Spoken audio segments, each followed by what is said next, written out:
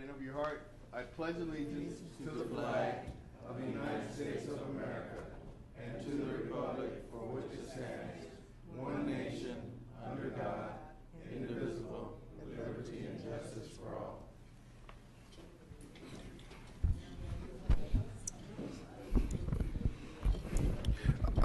Madam City Clerk, could you call the roll? A quorum is Council's in session, please. Madam City Clerk. a quorum is present. Item. Any persons wishing to address the City Council on any item of today's agenda other than closed session may do so at this time. Mayor, I would like to, Mayor. Yes, pull. Actually, I'd like to request the mayor and council members consider adding an item to the agenda as a subsequent need of item. The item is attached, at your dais, and it's a continuation of an item to consider distilled spirits. We'd like to continue that to October 9th.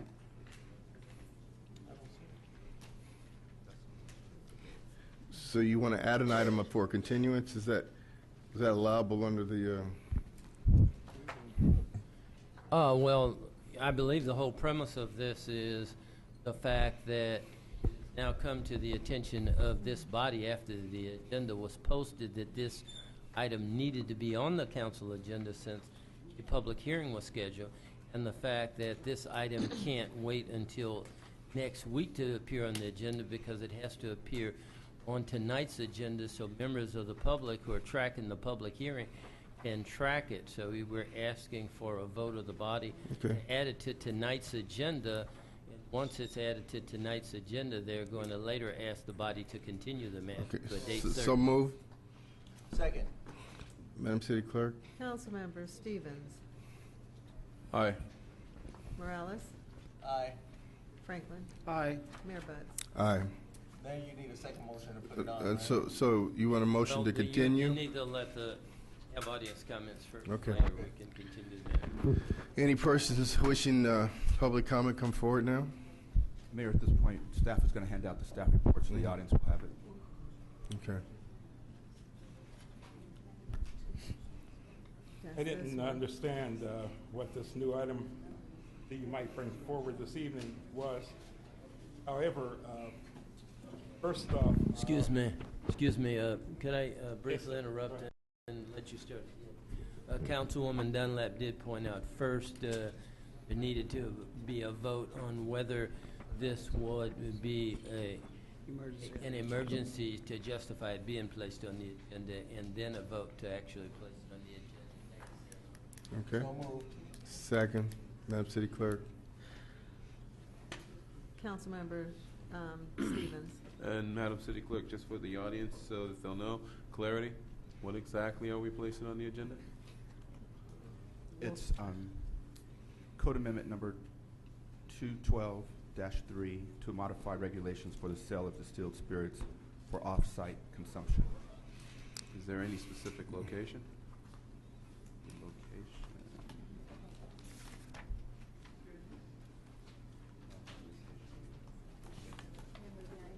Or who's asking? This is a planning issue. We'll find out. Madam City Clerk. Councilmember Stevens. Aye. Dunlap. Aye. Morales. Aye. Franklin. Aye. Mayor Buds. Aye. Introduce the first motion,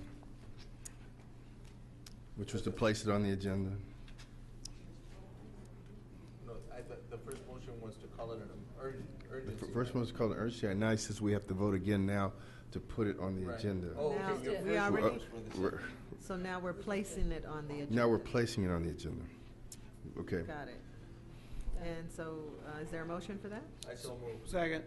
Madam City Clerk. Councilmember Stevens. So once again, Madam City Clerk, not to be redundant, the item itself we are voting on, is there a location for where this is going to take place? Is there any type Because of... he said we have. Nice. One to determine as emergency, and one to place it on the agenda, we're finished. He said we have to redo it because emergency has to be declared first. We did that. Billy, We already did that, that's what. here's why. Thank you.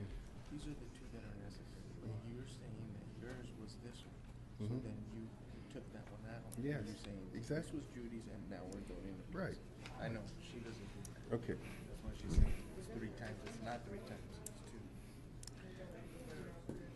It's 2. Mr. City Attorney, so now that we've cleared an emergency, now we're voting again to place it on the agenda. Right, and you're placing it on the agenda merely to Continue it. I got to that. this- I got that. And so, I have a motion, I have a second, it stopped at. Madam City Clerk, It's Counsel- probably, we don't know from planning because the whole agenda item has not been being placed on the agenda. The title of the item is being placed on the agenda so that it may be continued to a date certain in the future. Madam City Clerk, go on with the roll. Councilmember Stevens, Aye. Dunlap, Aye. Morales, Aye. Franklin, Aye. Mayor Betts. Aye. Mr. Fisher, we'll start your 3 minutes. Thank you. With regard to this item, I think I remember seeing it some weeks ago, and it had to do with selling liquor in this community of ours.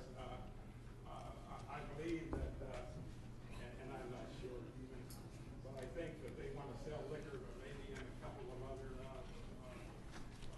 stores here. I think that we have enough liquor being sold in Inglewood. I don't think we need Smart and Final or anybody else to sell liquor here.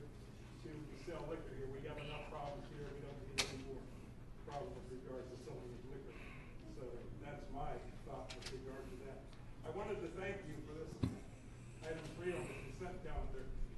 Last week, I asked you to bring forward the research for a chief of police, and then we have an acting police.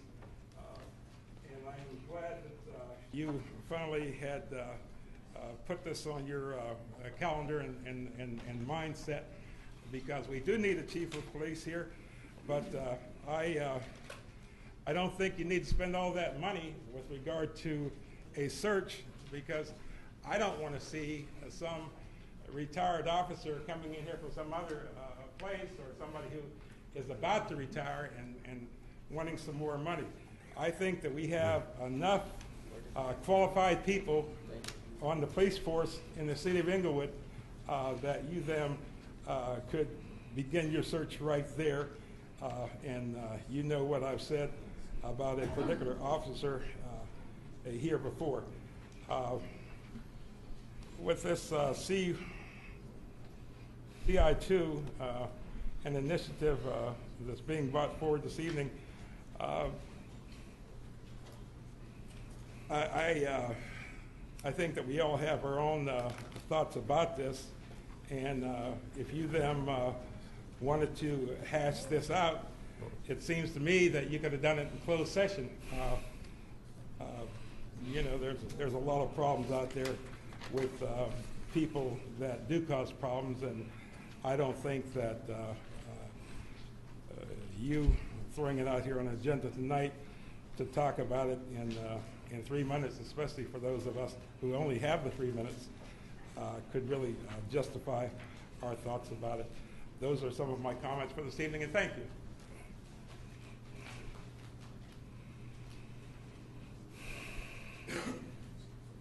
Good evening, Mayor and City Council, Renal Davis, 2nd District. I want to piggyback on one of the things. Mic's not on. Can you hear me? Yes. Okay.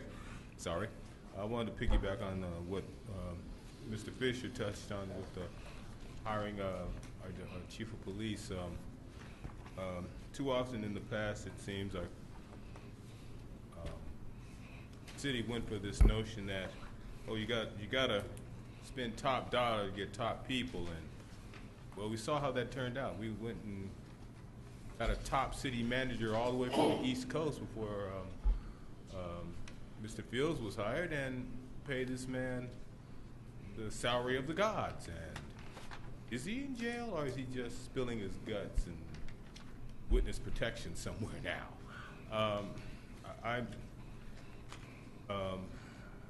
I'm very concerned about how we're going to be able to pay for our retirees and their pensions, and I hope that we'll just give all the due diligence we possibly can to this. I mean, just today, the governor has pushed forward a bill that's going to be going through the legislature where we've got to rein this in. It's like, I don't begrudge anybody getting a good, solid retirement, but when you're paid more money to be retired than you did when you worked, and you may live for more years than you actually worked, we're going to run out of money. Thank you.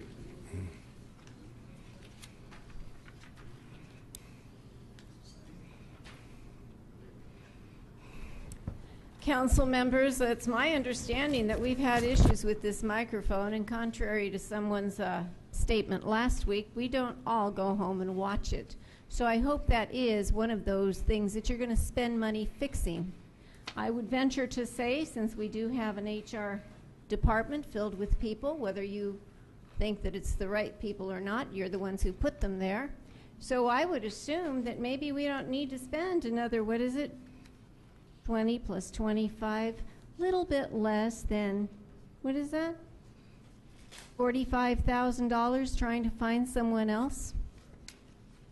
You see, I'm glad it's a different firm than we used in the past, but the ultimate responsibility for looking through all those applications and verifying them lies with the 5 of you.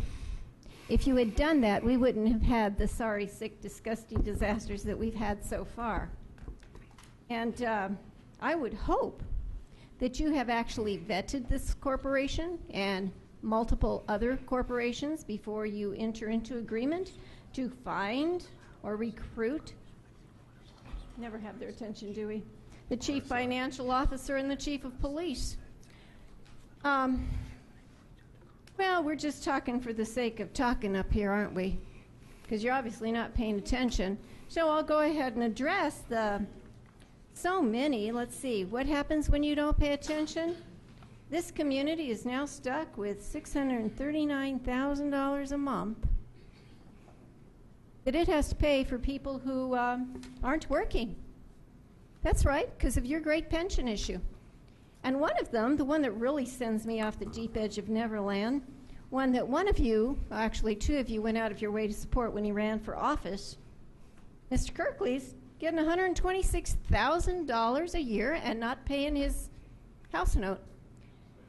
So much for your great choices, huh? You didn't do a real good job. Some of you were here then. I would hope that you do better. Certainly don't expect it because, well, we have your track record. But I certainly would support an entire forensic audit for the sound insulation program because, let me see, how much was that young lady making when she left us?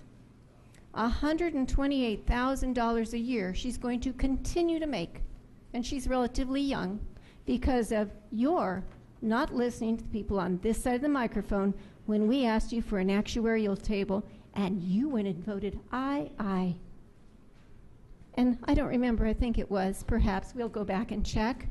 But the bobblehead thing has got to stop.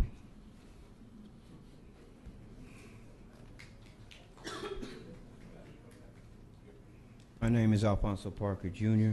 I'm a Vietnam veteran, conscious objector as well, which means I came back and you're looking at me because I didn't carry a weapon. But we'll deal with that later.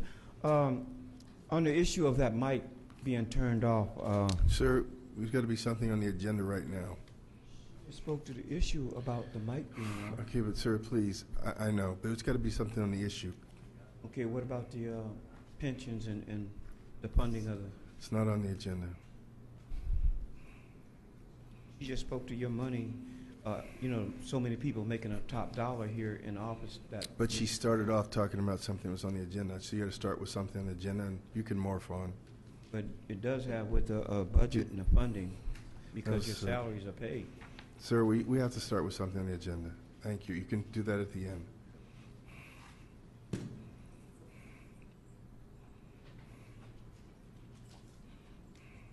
Oh, Inglewood family, I'm Wild Bill Widener, and first of all, one thing that's not on the agenda, I want to thank Mayor Butts and Councilman Stevens for getting that air conditioning in the senior building up there. Okay, but we got to stick to the agenda, and I okay, appreciate just it. that. Okay, all right. Now, the DR2 and SR A4, whatever it is, the senior center. I'm glad we're getting rolling on it, and let's support it. And if we can go the fastest way, whatever the fastest way is, that's what everybody I've talked to wants. So then the sound insulation, I hope we get that squared away. I spoke the other day about the apartment house next door to me getting done, and my house is still waiting, and I know there's other things that come in to do with that. So then there's an issue on here about the 3 strikes reform. I support that because I seen a young man when he was 18 years old get 3 striked. So that's a real serious situation as far as I'm concerned. Thank you. Thank you. Good afternoon, Council Mayor Ethel Austin. Could I speak on CI1? Yes, you could. I have a few reservations on this one. I think well, it's to my understanding that we're supposed to be reimbursed the money. At this time, I don't think it would be wise to call for an audit, because then if we call for an audit, they're going to hold up the money and we won't get our homes installed. So I'm just speaking the truth on this one. I think we should back off of this. Let's get our money back and get these houses installed and put somebody in charge that could do the job. Seriously. Okay? And the 3-strike law, I think should be, I feel bad about the 3-strike law. I think that should be boycotted because of the Republicans did that just to get in office. And they used the 3 strikes just to get in office. So we should kill that 3-strike law because everybody is human beings. Thank you. Thank you very much.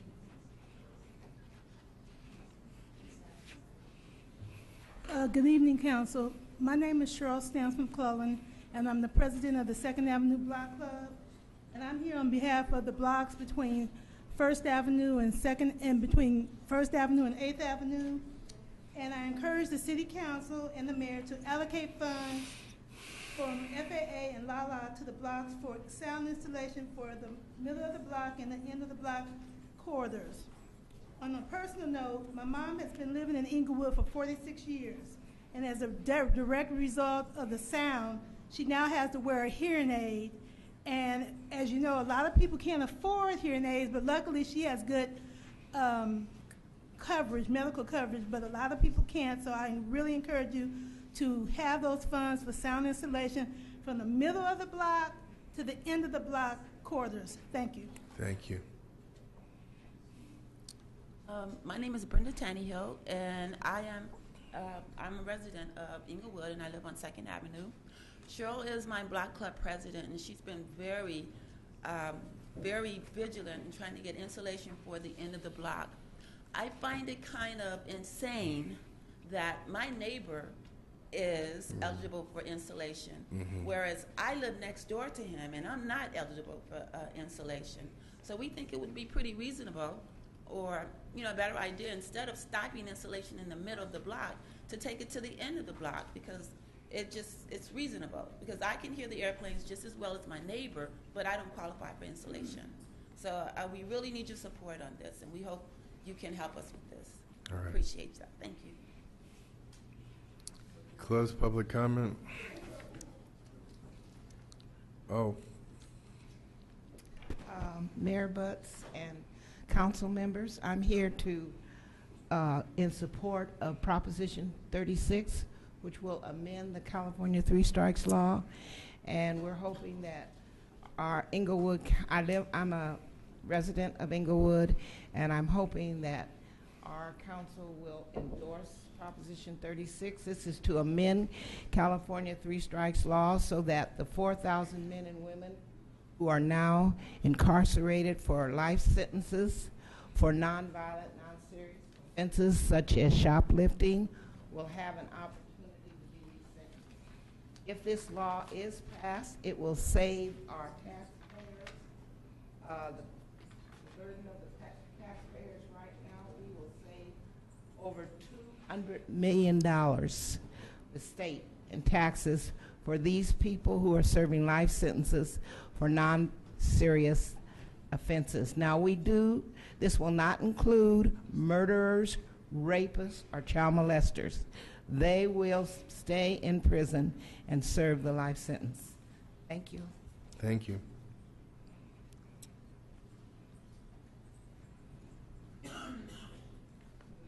Good evening.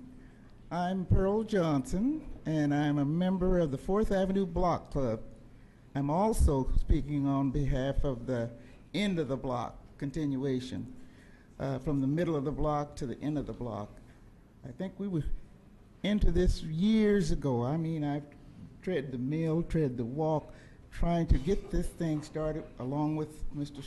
Stevens and a few others. Seen the time when we were way out in other people's city, and they would always tell us, you need to go back to Inglewood and get that going, because we were the first ones that really should have gotten that. But anyway, I'm here now that we got a new mayor, council too. Maybe you can see where we are and where we're coming from, because we've been there. We've really been there, and we appreciate it so much if you kind of consider looking into that for us, okay? Mm-hmm. Thank you. Okay.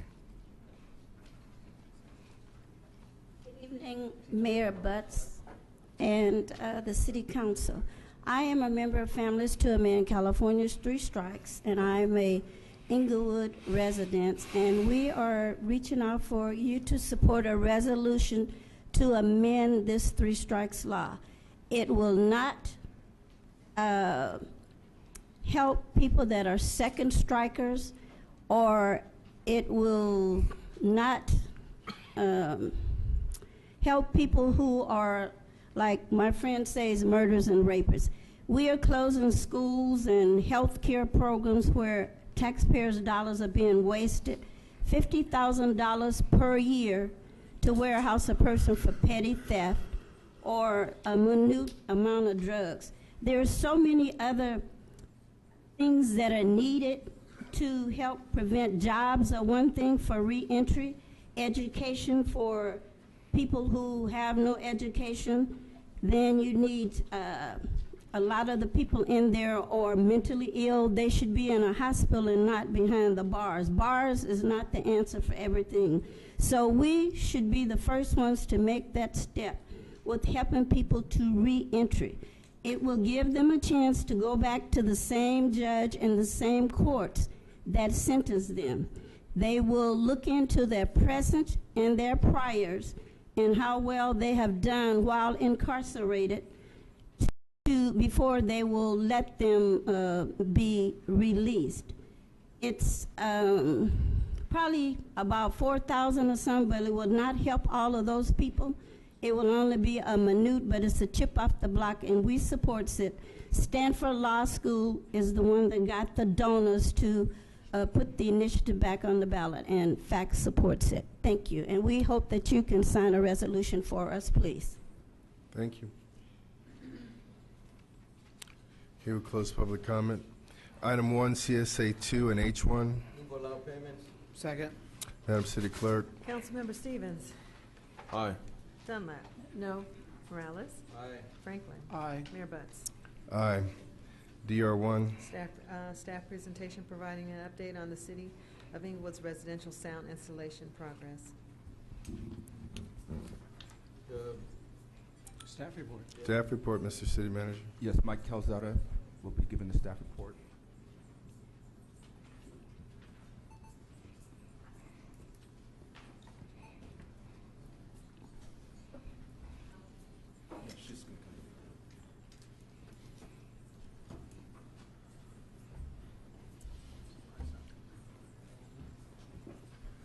Good evening, Mr. Mayor, members of the City Council.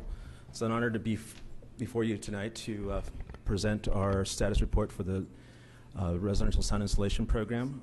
With me tonight in the back room is members of our city staff. They're also available to take your name and number if residents want to be recognized to have follow-up action taken on their requests. We have available also the airport noise complaint hotline number on the in the foyer. My name is Michael Calzada, the Residential Sound Installation Director. I've been the director since June of 2008. Tonight I'll be going over the program history, providing you a general idea of how we got to where we are, and the policies affecting how we implement the program. We know, and we fully appreciate that nearly a quarter of the citizens live within the noise contours and have been adversely affected by aircraft noise for over a generation. Many of the current residents have waited many years for promised relief.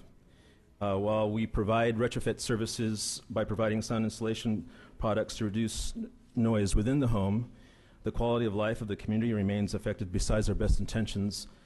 Tonight we'll review our past to provide a perspective to the future of the sound installation program here in the city of Inglewood.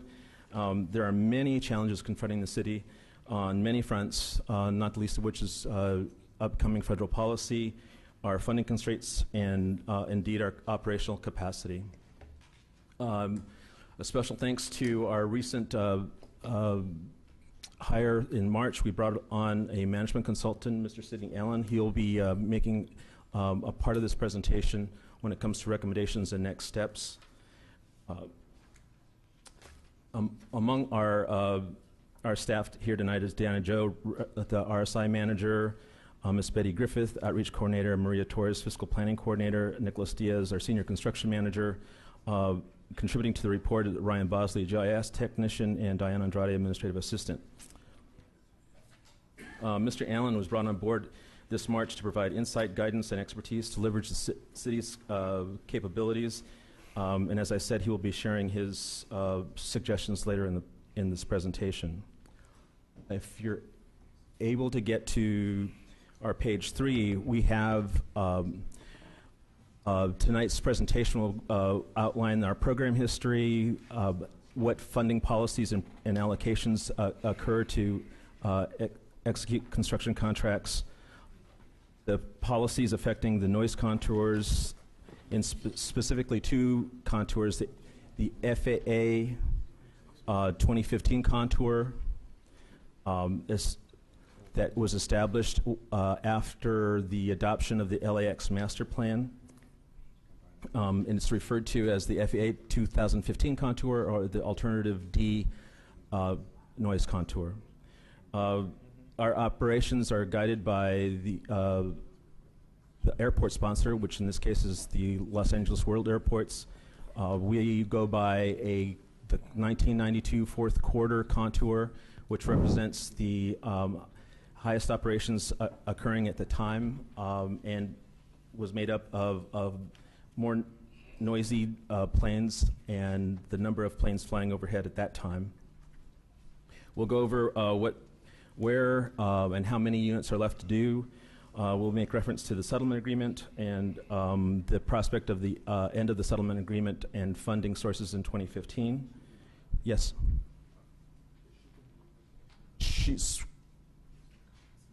Okay.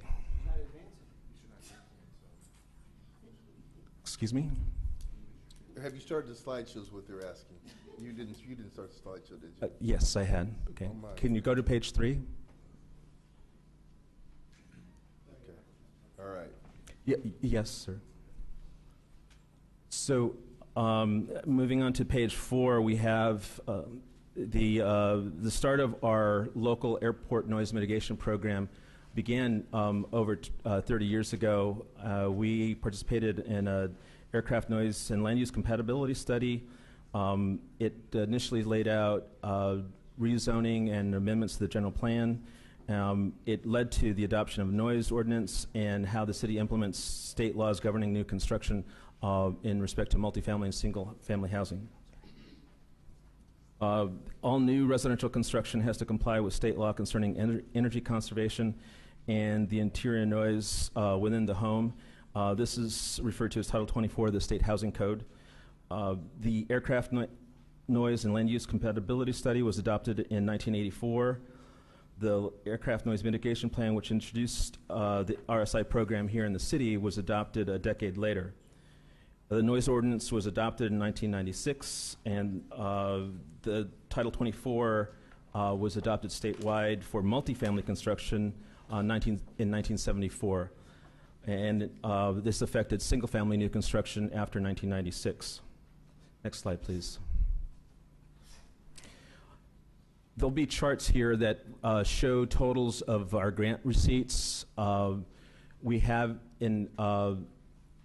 achieved in a 4-year time frame 40% of the total amount of funding that this city has received. If you double-click that icon, I think it'll pop right up. There you go. And maximize the page. So over the last 20 years, we've received $190 million, both FAA and LAWA funds. FAA provides 80% of this funding. The local match, which is required at 20%, comes from the Los Angeles World Airports. That's generated from passenger facility charges. So from 2007 to 2011, we've received $57 million from the FAA, and for the last 20 years, we've received $122 million.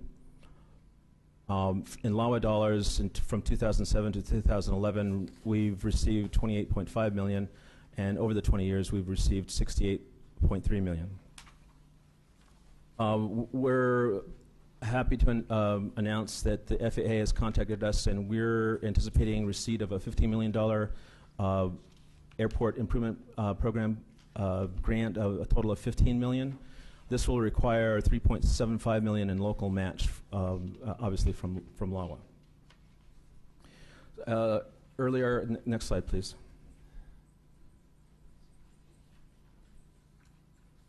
Earlier we talked about contours, so this upcoming map will show, page down, there you go.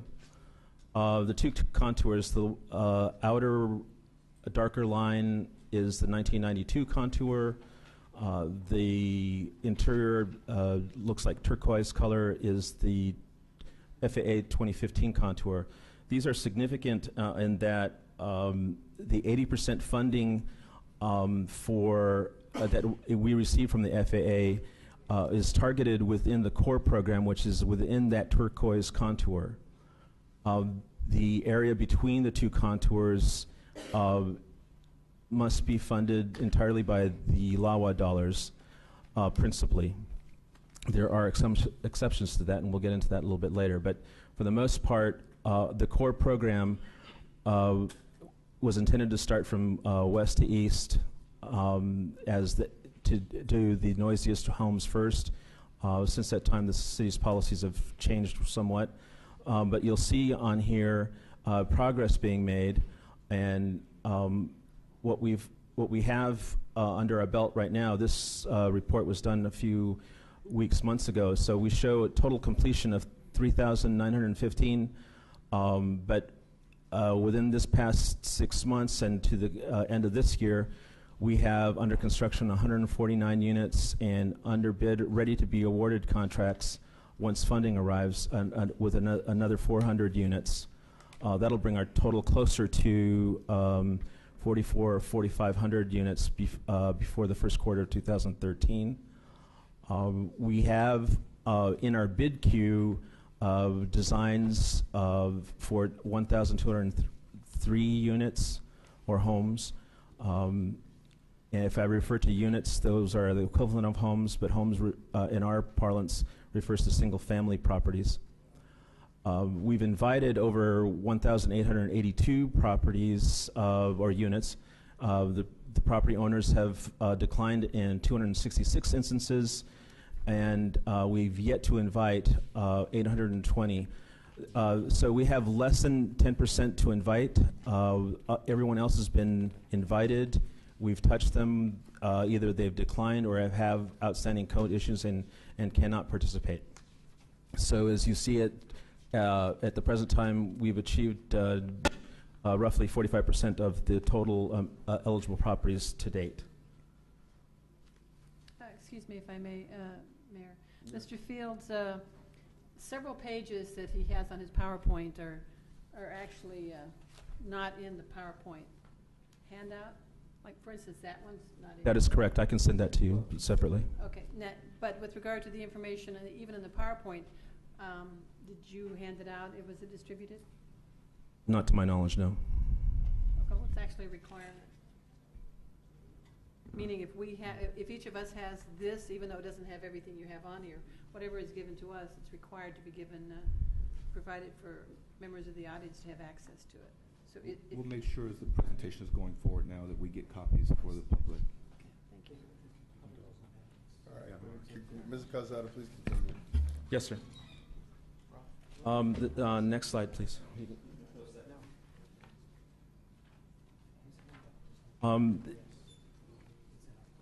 There's been much discussion about the type of homes that we service. We've not made decisions on eligibility or beneficiaries, whether they were single family or duplexes or multifamilies, but we see that there's a predominance of single family that we have yet to do. This map effectively shows our progress by housing type within the contours. If you look at the bright red line, that's the 2015, and the outer line is the 1992 contour. Majority of our properties lie within that area between. If I'm not mistaken, there are a number of single-family homes to be done, and if we move forward with introducing them as a priority, there would be like 664 units that we could move forward as single-family homeowners. Next slide, please. If you pop that one open and increase it. So to reemphasize, the area between the contours is most pressing between now and 2015. We've not done a great deal of them. We've completed 65 with only 3% showing completion. There's a total of nearly 1,900 that we have to do.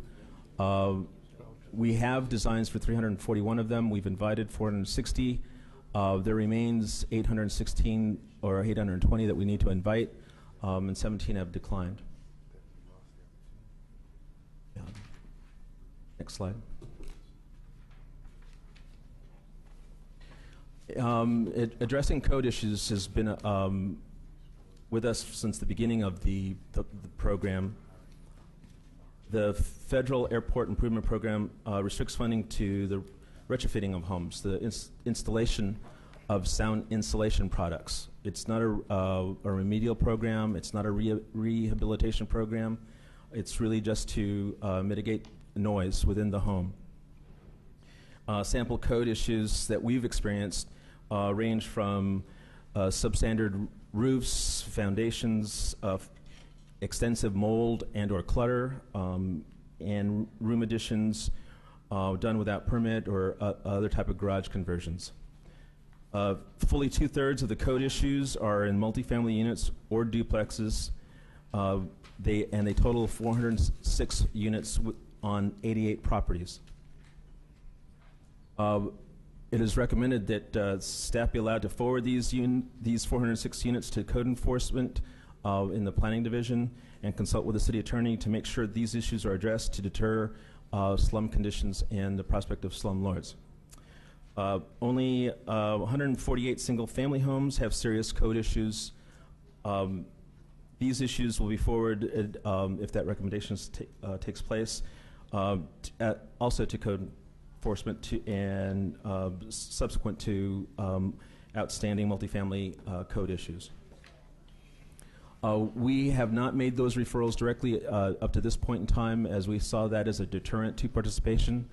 But fully, after 20 years of operation, we see that this is coming to a point where homeowners have been giving ample opportunity, and in fact, there's been some homeowners that have taken on their code conditions themselves and have participated in the program.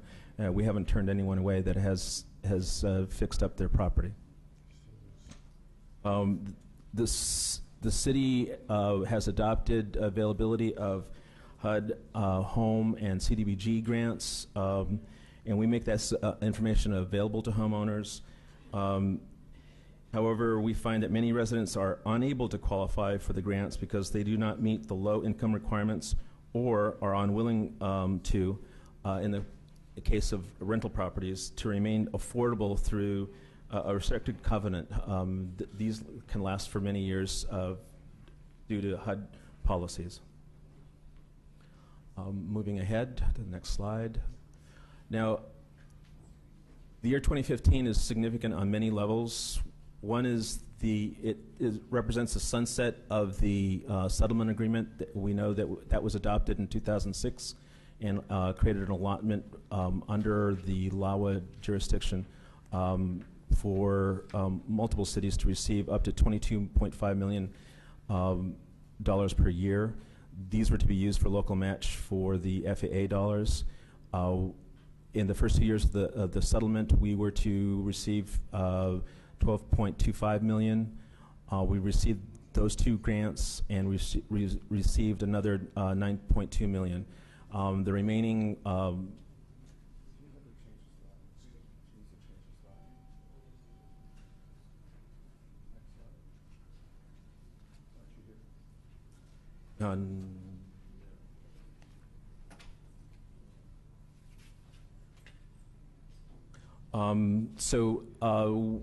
we have the ability to apply for $9.2 million per year from LAWA.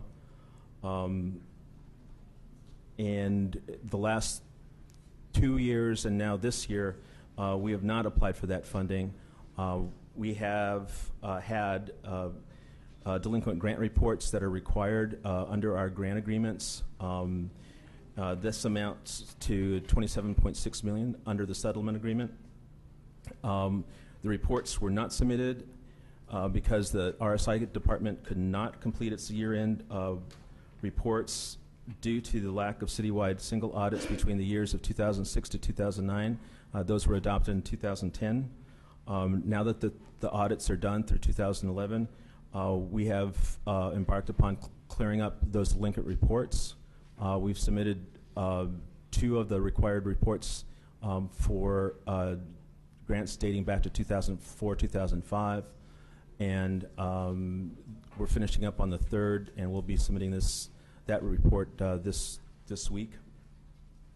Our next steps for through 2015, we need to provide grant implementation plans for a number of activities.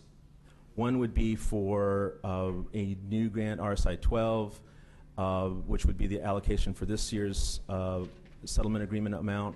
We obviously have to obtain LAWA authorization to receive that. There was a former RSI 7 grant dating from 2007, I believe, 2008, that totaled $7.07 million. It was requested by the city to be used for property acquisition instead, and when that property acquisition was not consummated, we are now asking that it be reverted back to sound insulation. At the time of that grant, we were provided $2.07 million and can now request to make use of that for local match, and hopefully they'll release the remaining $5 million to us. Due to the nature of LAWA grants, which actually provide us with upfront funds, there has been interest income from the numerous grants that we've received to the tune of $2.3 million. All total, that is $18.57 million that we'll be needing to take immediate action on, and hopefully gain the support, the renewed confidence and support of LAWA. That $18 million represents about 436 homes that could be done within the next year using those funds. The discretionary program. The council is well aware that we, as part of the settlement agreement, we were allotted an additional $10 million, and and that was to be used for properties and pilot projects that could be considered ordinarily ineligible, meaning that they're outside the contours, or for projects that were considered retrofitting to noise mitigate. In our case, we had 103 properties that we had previously retrofitted, and we requested from the 10 million, 1.1 million. We've retrofitted 58 homes with those funds. That would make available another 8.8 million eligible for sound insulation. In March 2006, the council provided direction and apportioned that 10 million, equivalent to 2.5 million per the mayor's office and districts 1, 3, and 4. And hopefully we get a chance to revisit that. And now I'm going to be introducing Mr. Sidney Allen, our management consultant for residential sound installation. Comes from with over 30 years of FAA and noise mitigation experience. Good evening, Mr. Allen. Good evening. Moving forward from now, with the submittal of the last report to LAWA, we want to move forward. Challenged. At the current pace of funding, nearly 3,900 units remain. It will take 6+ years to complete, and 6+ years to complete, assuming that 12 modules of 50 each. We must consider large bid projects in groups of 60 or 80, maybe larger, or use mega contractors that will come in and do 100, 250, and based on the funding. Project life cycle invitation, design, specifications, bidding, construction ideally is 18 months to 24 months. That's saying when the homeowner program and things are running smoothly, when you sign up for the program, 24 months before that project. Mr. Allen, if you need to pull the microphone up, because when you lift your head, then you lose the mic. Thank you. All right. At the present, we have 2 to 4 years of current available funding and pace. I want to move on to the goals and objectives.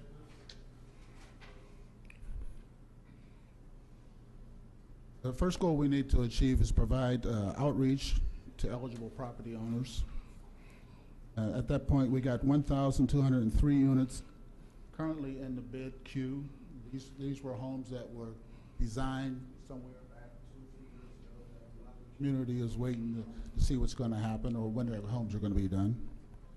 We have 820 units to be invited into the program. And these are units that are within the 1992 LAWA contour. We got 1,250 in the square block, partial neighborhood equity. We also have the discretionary program per settlement agreement we have to look at, and that's the HVAC retrofitting of air conditioning units. We did 58 units. We have 103 to go. Churches, we have to deal with that. And then we have selected sites outside the contour per council's direction.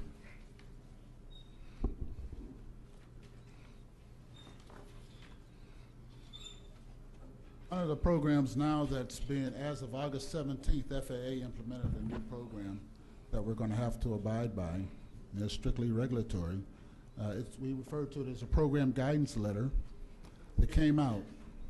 And the major focus is to reinforce the two-step process that requires the structure to be located within the 65 dB decibel. That's the contour. And we're talking about the Los Angeles, not the 1992. 1992 contour has to be completed prior to implementation of program guidance letter. First, the homes have to be within the contour. And then after that, they have to come in, we have to measure them, and the noise levels have to be 65 decibels or higher before they can get in the program. So there's a lot of homes that are in the contour right now.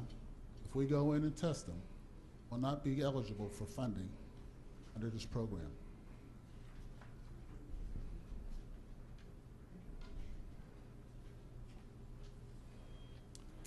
Again, the homes up, we got up to 2015 to complete the homes as we are working right now. But after that, it's mandatory that we have to test all the homes within the contour. The city or department has submitted a letter when FAA was looking for comments on this, and they have submitted the letter responding. And I must say, I have submitted letters from other departments where I'm working at in objection to this, because it does create a problem.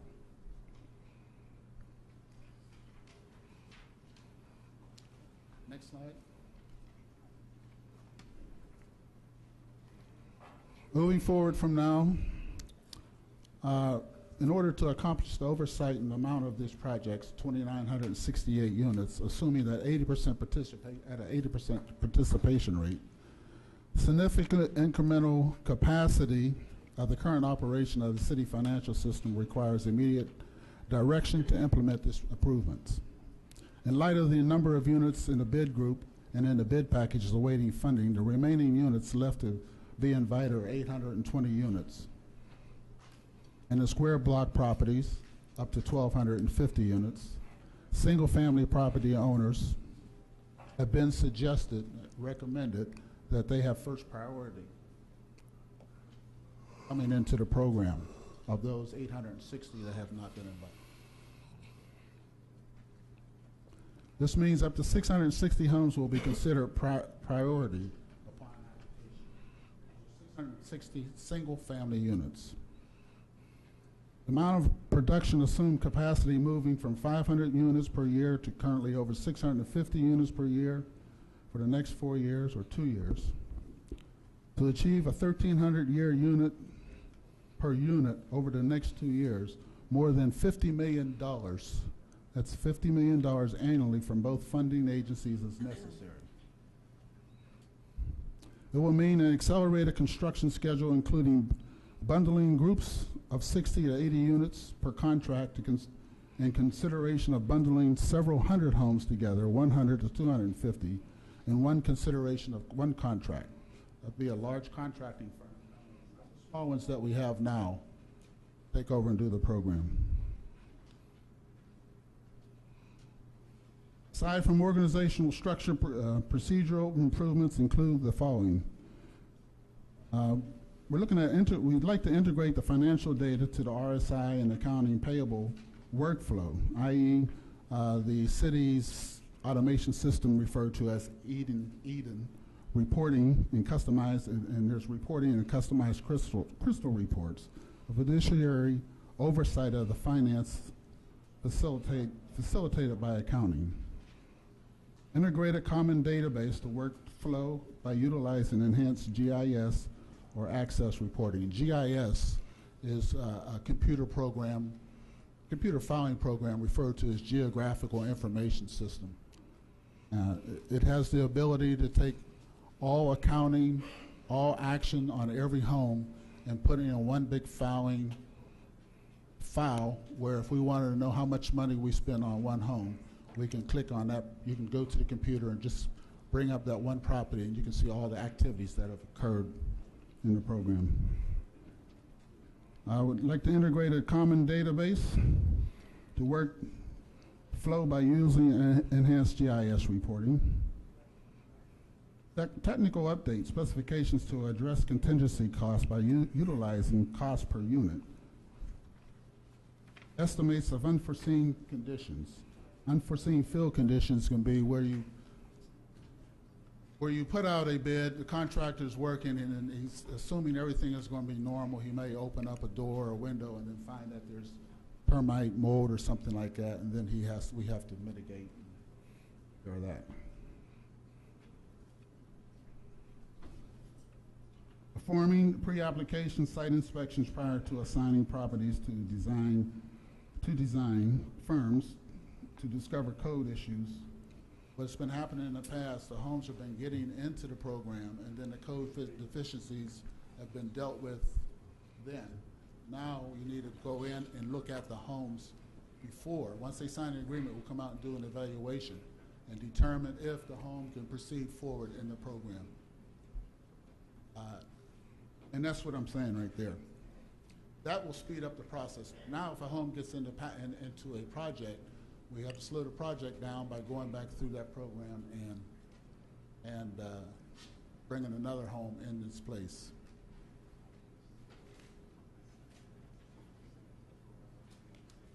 Is there another slide?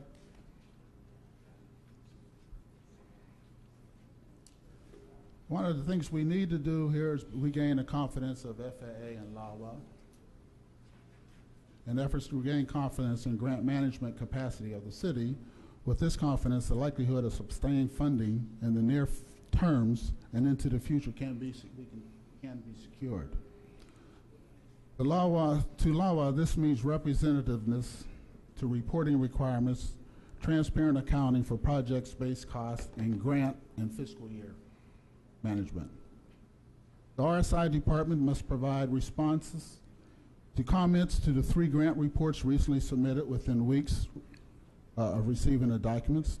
The RSI department must correspond with LAWA concerning outstanding grants, including substituting properties for RSI 7, which was mentioned earlier, which will release up to $7.07 million.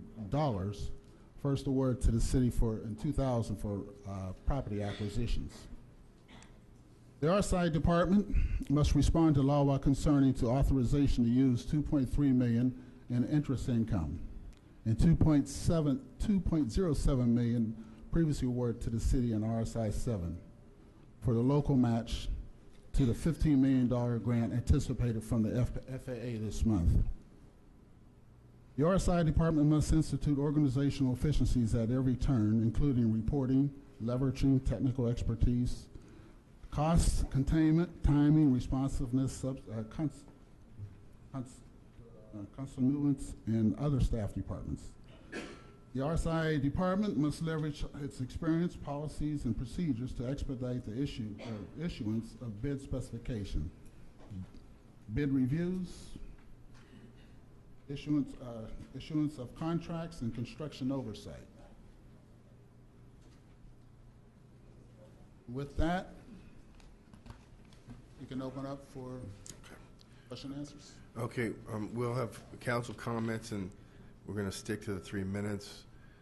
Councilman Stevens. Actually, I would like to move that we expand the time. Actually, Mayor, 3 minutes. Typically, it's 5 minutes. So why would you limit it to 3? I thought it was 3. No, it's 5. It's 5. Oh, my bad. To 5 minutes. I'm going to pass at this time, Mr. Mayor.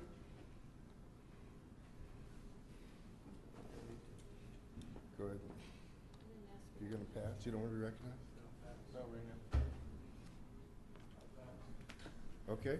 No comments? No, I have a comment. Looks like everyone wants to hear what I have to say first. No, let me make a comment first, if I may. Well, wait. And that is this. With regard to the PowerPoint that we just had, with all due respect to staff, it's very confusing when what's on the screen is not what's in here. And when it's mixed up in here, some's out of the staff report, which is a written document, and some is in the PowerPoint.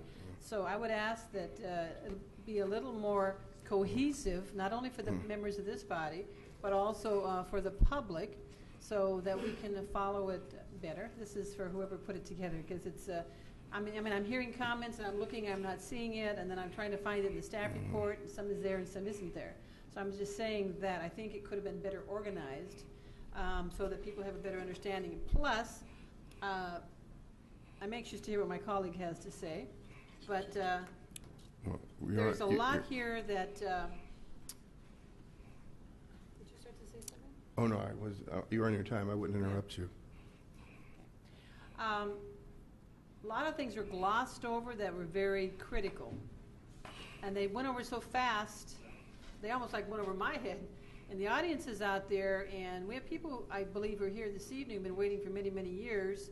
Some people which may have some code issues, and it was just glossed over very quickly. So actually, Mayor, I would ask, out of respect for the individuals who've come here this evening who have homes in the noise contour, there's a few lucky ones out there who already have their homes sound insulated, but there are a lot of those who are still waiting. I would ask that since we have this report, all this information that's put out there, that actually maybe before members of this body speak any further, that members of the public be allowed 2 minutes to come up and ask staff questions with regard to this. We don't typically do that, but I think this is important enough that we may, if you would please just consider reopening public comment that can speak directly to the PowerPoint we just saw and to the staff report that's been presented orally. Thank you.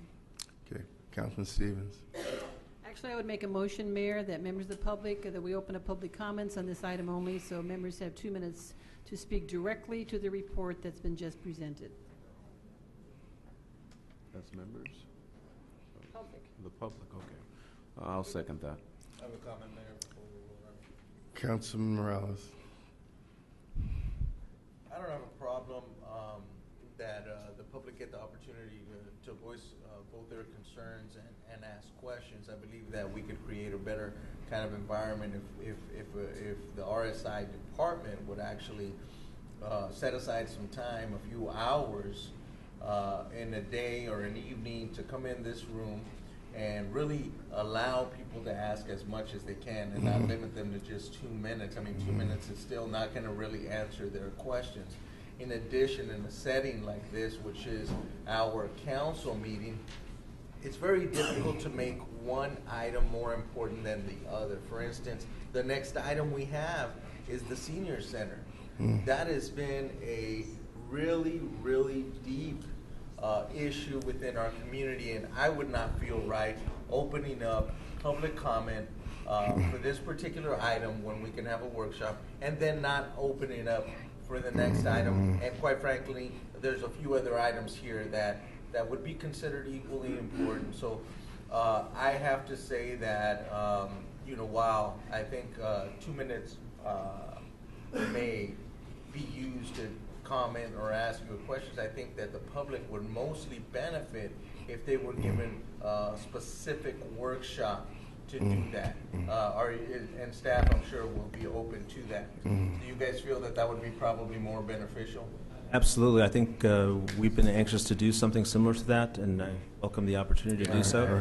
If I may offer as well, we have sign-in sheets, so if anyone has an issue that they're pressing about their particular property, we can certainly respond to them individually now. Where are the sign-in sheets? We'll bring them out now. Our staff is in the back room, and I'll have them bring them out. And then we can invite them to whatever meeting that we propose. While I see that there's some benefit, I wouldn't want to limit them to just 2 minutes or really So, rule out anything. so is that a substitute motion? Yeah, that is a substitute. And I second the comment to that substitute motion. But we have to vote on the first one, though. That's correct. But go ahead with your comment.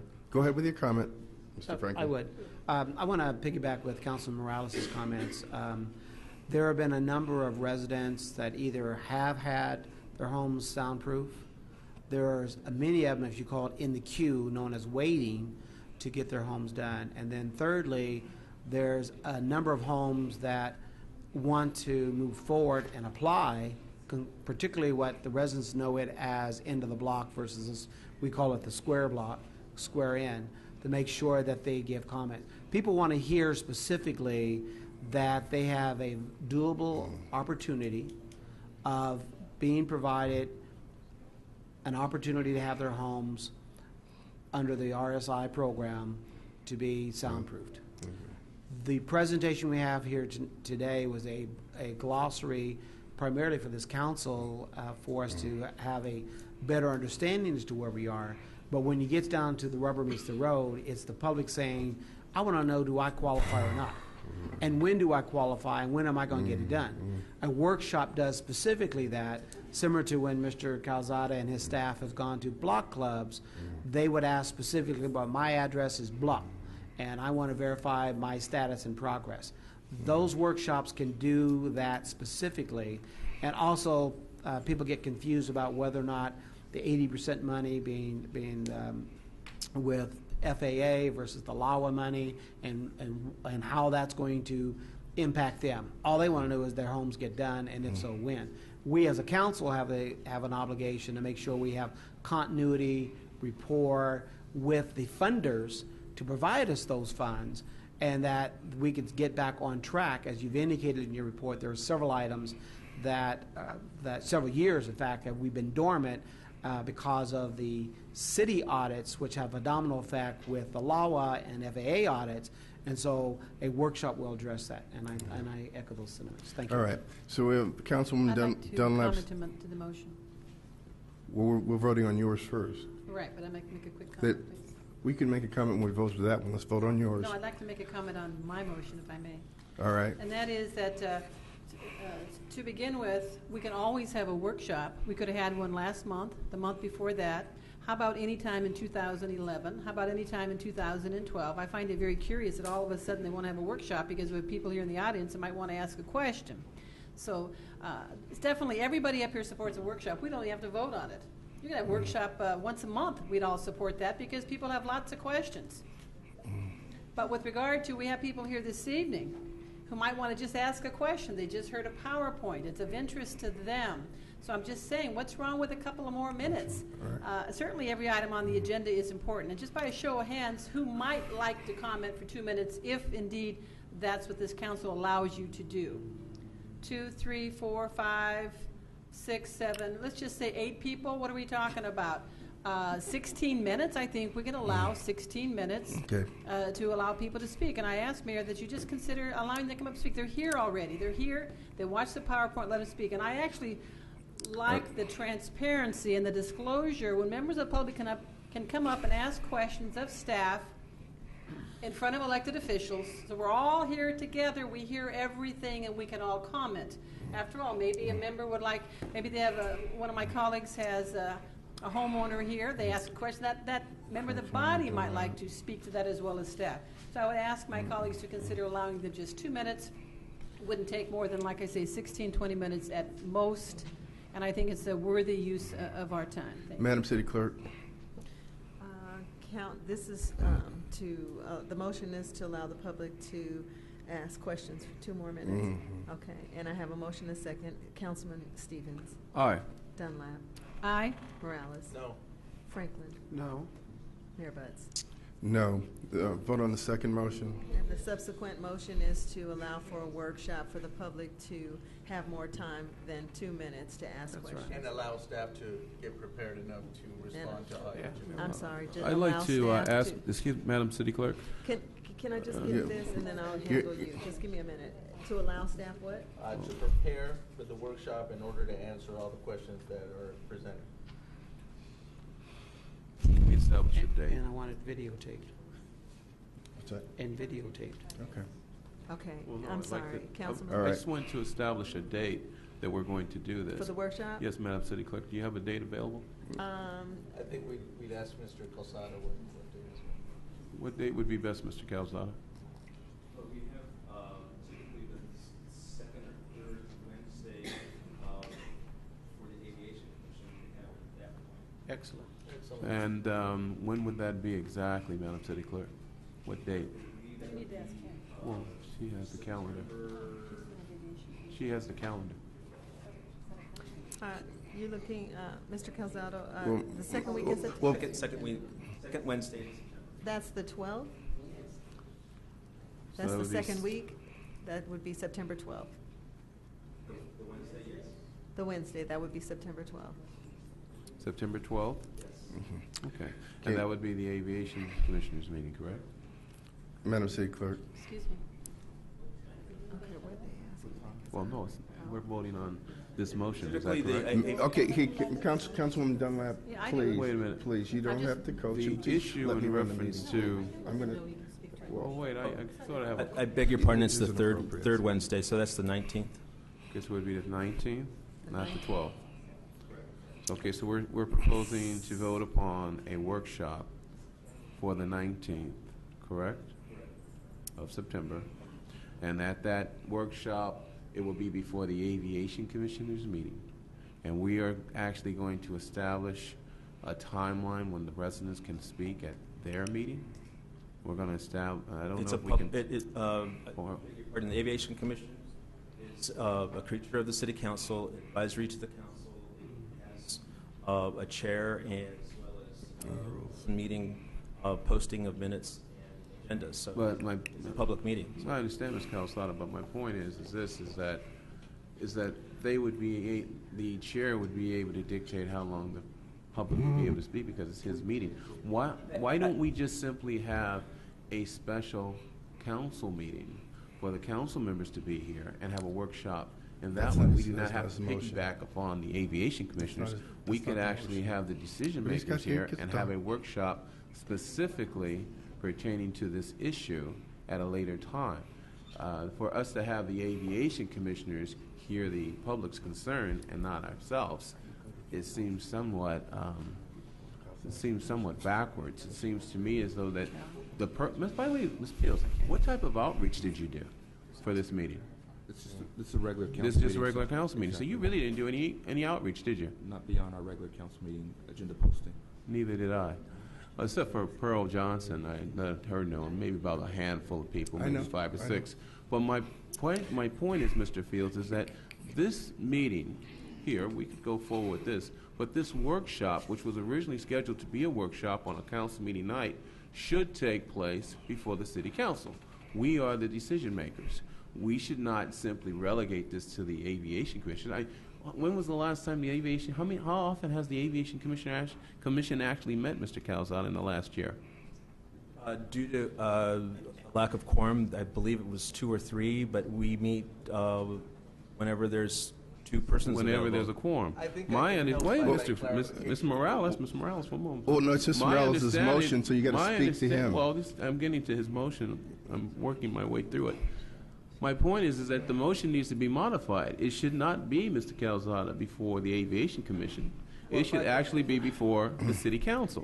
For us not to accept our responsibility as council members, seems that we're delegate in our derelict in our duties. Okay. All right. Mr. Morales? What do you think? Do you think we should have it before the City Council meeting, or do we need to go before the Aviation Commission? Do you think that it's better to modify your motion so that it comes before the City Council, the workshop? I'd like to be recognized. Yes. You can start my place. Thank you.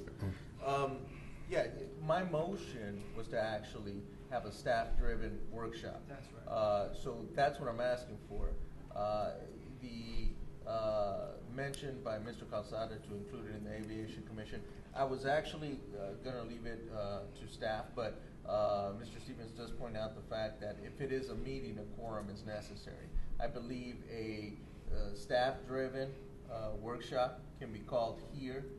You can do outreach to the degree of all eligible households that have not been implemented, if you'd like, by mail or however it's done, you can do that. And that can be done. Not necessarily do I agree that we need to drive it. I believe it should be driven to a degree where the public feels that it's a comfortable setting where because as soon as we're here, it becomes a meeting.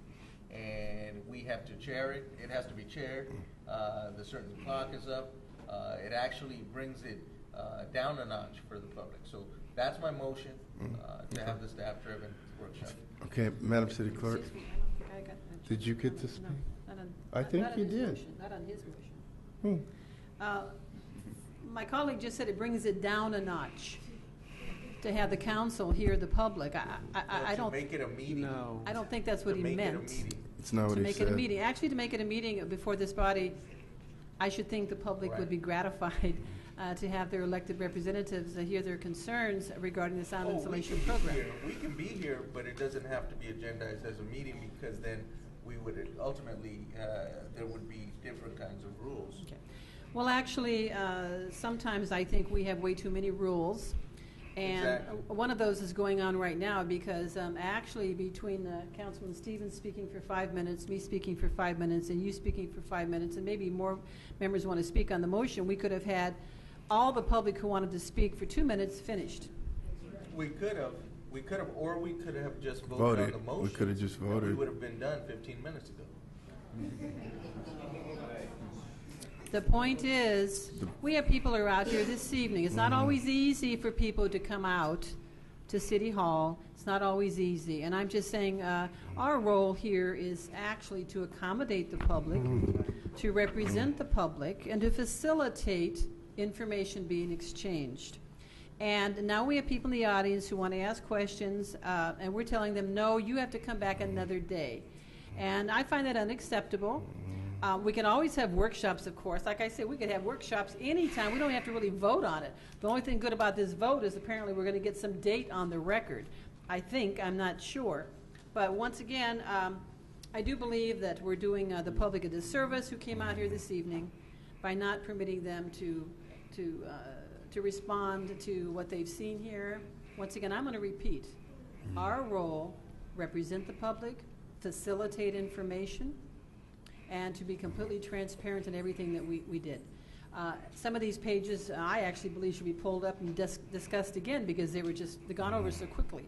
Talking about some of the code violations and HUD money and affordability and signing covenants. I mean, that one I just went over. It was so fast. Well, Madam, the public would probably like Councilman to know Stevens, exactly. your time is up. Well, I just wanted to say, Councilman we are still going to have our meeting, aren't we? Councilman Stevens, you're not recognized. See, this is why we're taking so long. Everybody wants to talk.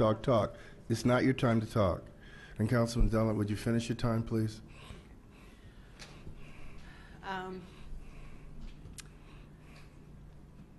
Probably every block club where there are members who have homes in the noise contour throughout the city, I would say the sound insulation program is probably brought up at every meeting.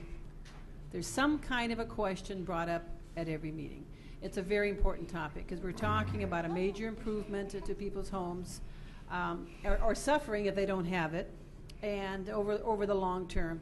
And I'm just greatly concerned that we're not willing to just let people who come here talk to us. You know, a lot of councils, they oftentimes interrupt their meeting process and procedure to become more informal, to allow people to get up and speak when they're actually on the item, because it's a more free exchange of information. And so apparently we're not going to do that. I'm very disappointed. Obviously a workshop is always good, but members of this body, chances are, may not be there. All the staff may not be there. I don't know. And so I don't think they're going to get the full hearing that they need. I want to make one comment in general. It's not directly related to the motion, Mayor, but I'm hoping that staff will put out information with regard to the public hearings LAWA is currently having with regard to the expansion of the airport. While we have people here, they may leave. So when we're finished with this item, Mr. Fields, if you put out the information regarding those hearings. I attended last Saturday at the Proud Bird.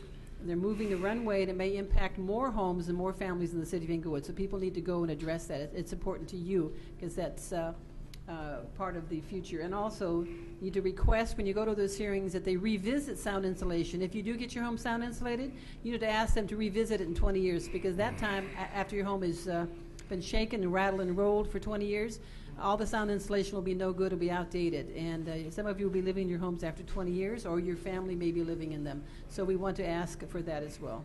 Thank you. Mayor, one my time too. Yes, sir. I second that motion specifically because the residents I spoke to, they want to be able to interface with the individuals that actually have a hands-on on the program. Specifically, they have bona fide issues and concerns.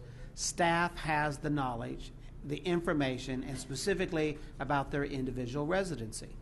Here is a general concept, and that we as a council are looking at moving this program forward so that we can garner the funds that we need to expedite this as soon as possible. We are very concerned, at least I am on this council, that of trying to garner the sufficient funds we need by 2015, because those families or homes that are here today, if we don't get the money and your home is not in the project by 2015, your home won't be done. It's just that simple. And so any delay or any way to hamper or hinder this project from moving forward is going to be to the demise of many families that are now dealing with quality of life issues.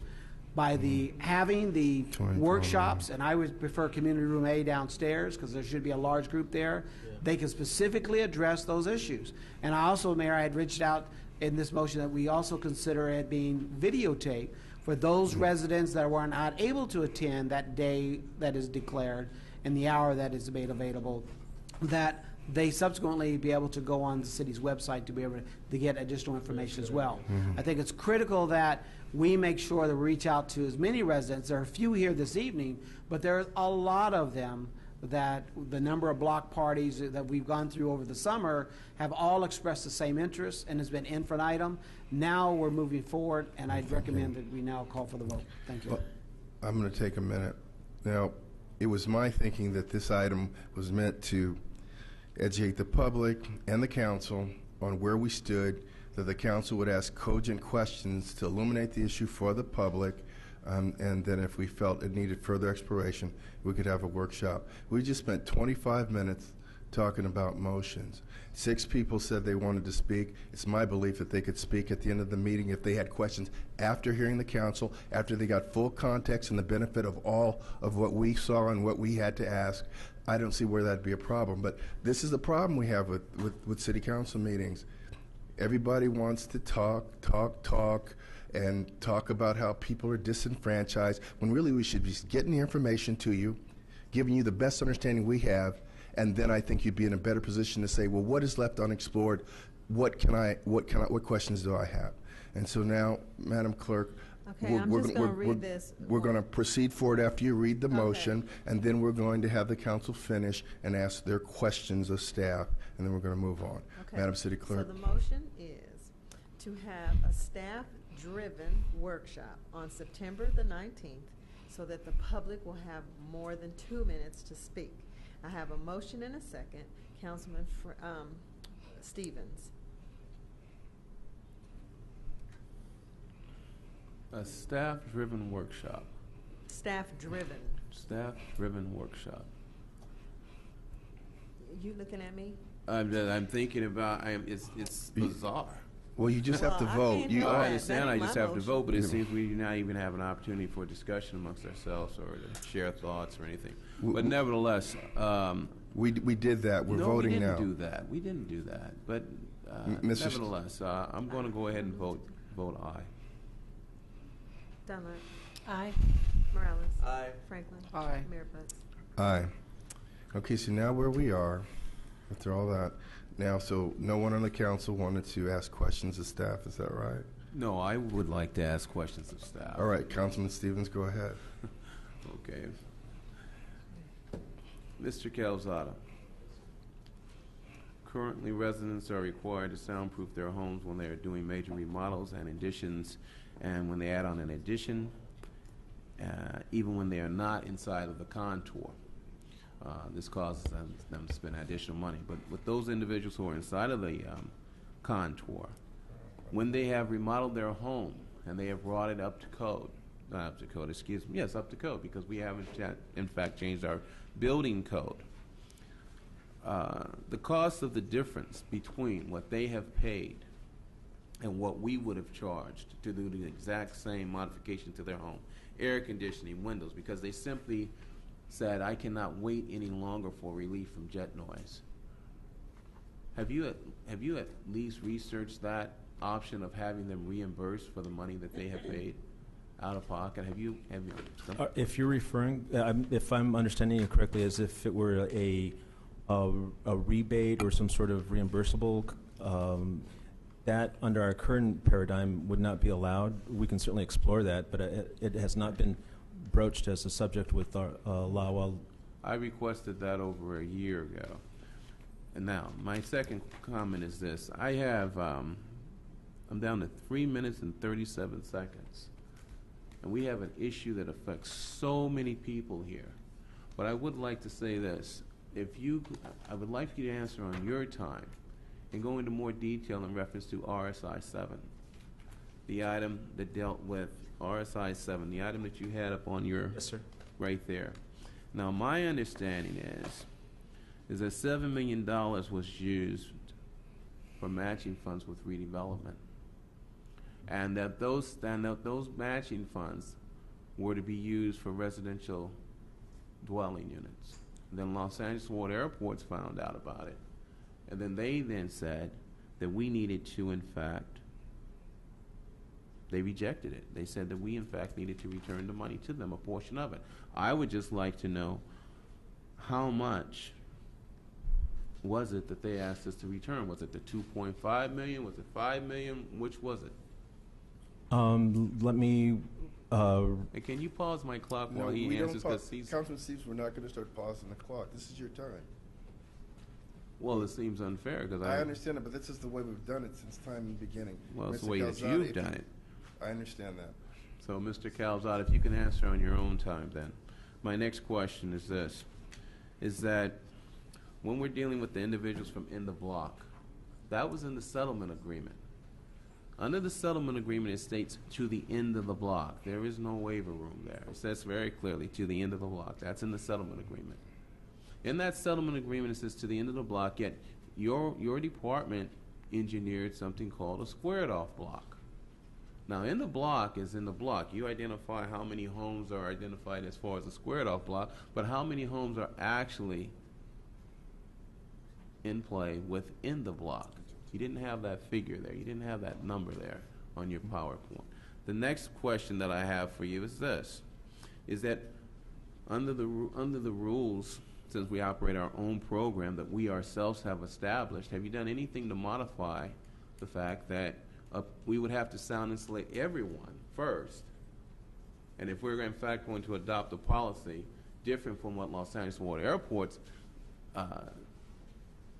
allowed us to do and approved, that we would be able to do the eastern side of Inglewood simultaneously with the western side and work towards the middle, if in fact this body is going to say we are no longer going to sound insulate those individuals from the east, we're only going to sound insulate those individuals to the west, and use the excuse that, well, because it's the most noisiest. Remember, the reason why it started from the east to the west, from the west, coming from the east, coming from the west and going towards the center, was because of the topography of Inglewood.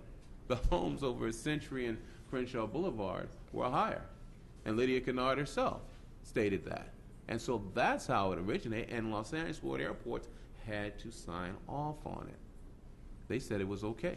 So my question to you is that if in fact you are saying that you are going to now advocate that we start from the west, and we have people who are involved in the block, and they are over here to the east, then when do you think you're going to be able to be complete all of the homes with sound insulation so that you can finally get to in the block for those individuals who in fact money was allocated for them?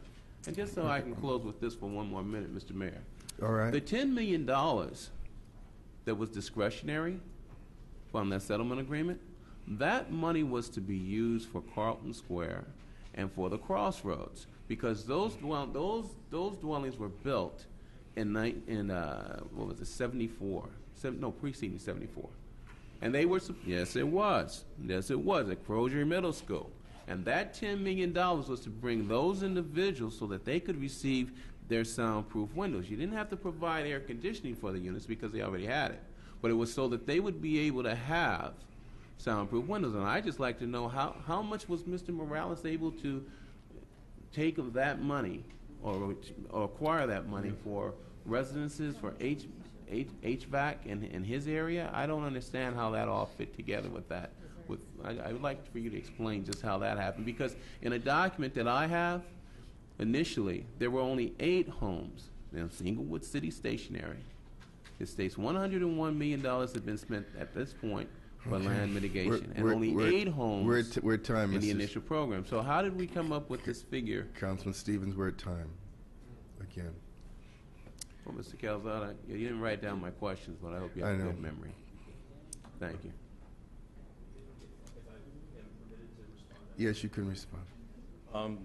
To begin with the end of block and the number, gross total prior to my arrival in the department was 1,275. Is that squared off block or in the block? The gross total of number of identified properties that were transected by the noise contours were 1,375.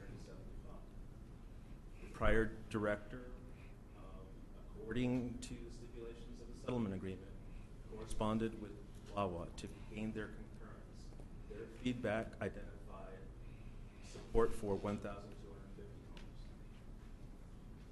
homes. To the point of west to east, it's current city policy and the direction of council to have a bifurcated priority system. That's our program. The actuality of looking at the noisiest homes occur closest to the 2015 contour, and it's quite possible that homes west of Prairie are not as noisy, surprising to say, that are east of Prairie in both contour configurations. So I would not be an advocate of going backwards. I've been an advocate of getting as much done within the contours between the area between both contours. In regard to the discretionary funding, I'm not aware of prior conversations other than to say that we were provided the $10 million to provide pilot programs throughout in addition to the settlement agreement funding. We applied for a grant implementation plan that identified 103 properties over the 2 or 3 initial phases of the program. Those go back 15 years, frankly. So when we got the $10 million, we identified those 103 properties, sent out invitations, and to date, we've had applicants for about 61 of those, and the balance have not applied or declined participation. So we've only spent that $1.13 million that we originally got. In regard to providing assistance to Title 24 compliant homes, I would say professionally that would probably not be in the best interests of the city. However, I know that prior council members and elected leaders have advocated that very thing. Okay, thank you. And well, you left off RSI 7 in reference to the redevelopment property and having to refund the money back to Los Angeles. Yes, that was a comment in our program audit. We applied for that funding in 2005. It was initially for sound insulation. At the city's request, the request was made to transfer that to property acquisition. There's correspondence between the city and our program that allowed that to occur if we were to go back to the Board of Airport Commissioner and to gain acceptance for the selected property that we were going to acquire. When we did that, it was determined to be not eligible for funding. And yes, so it was commercial, correct? They considered it compatible property, yes. They considered it was not residential, it was commercial that you were It was for property acquisition, not sound insulation. It was transferred from sound insulation to property acquisition under the land use mitigation program monitored by LAWA.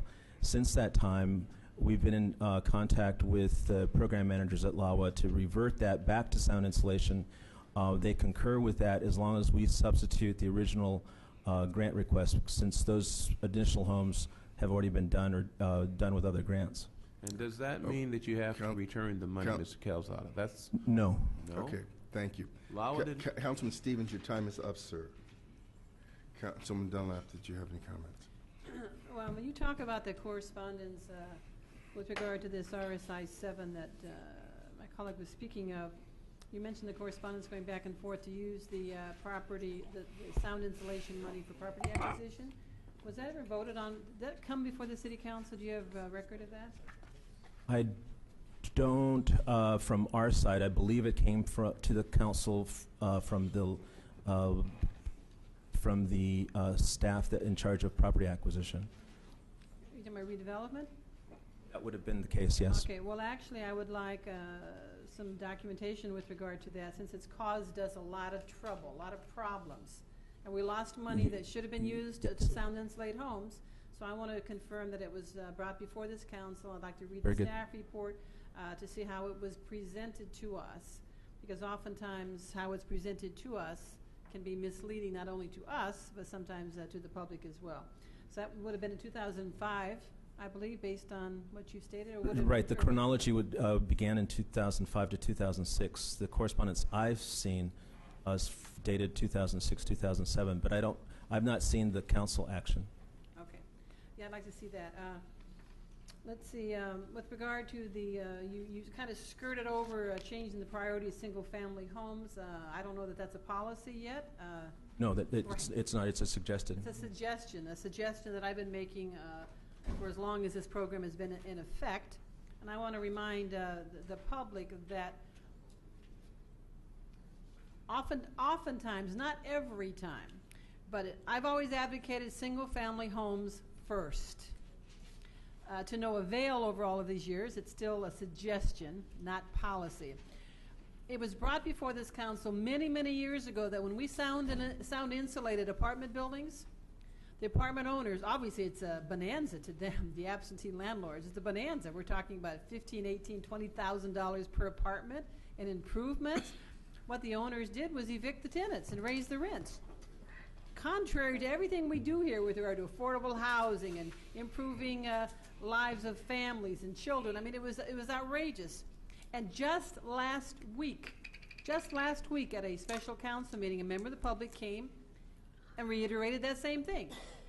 This gentleman said, in talking about the airport noise insulation program, he said, you know what? He says, my parents are in the noise contour, my parents' home.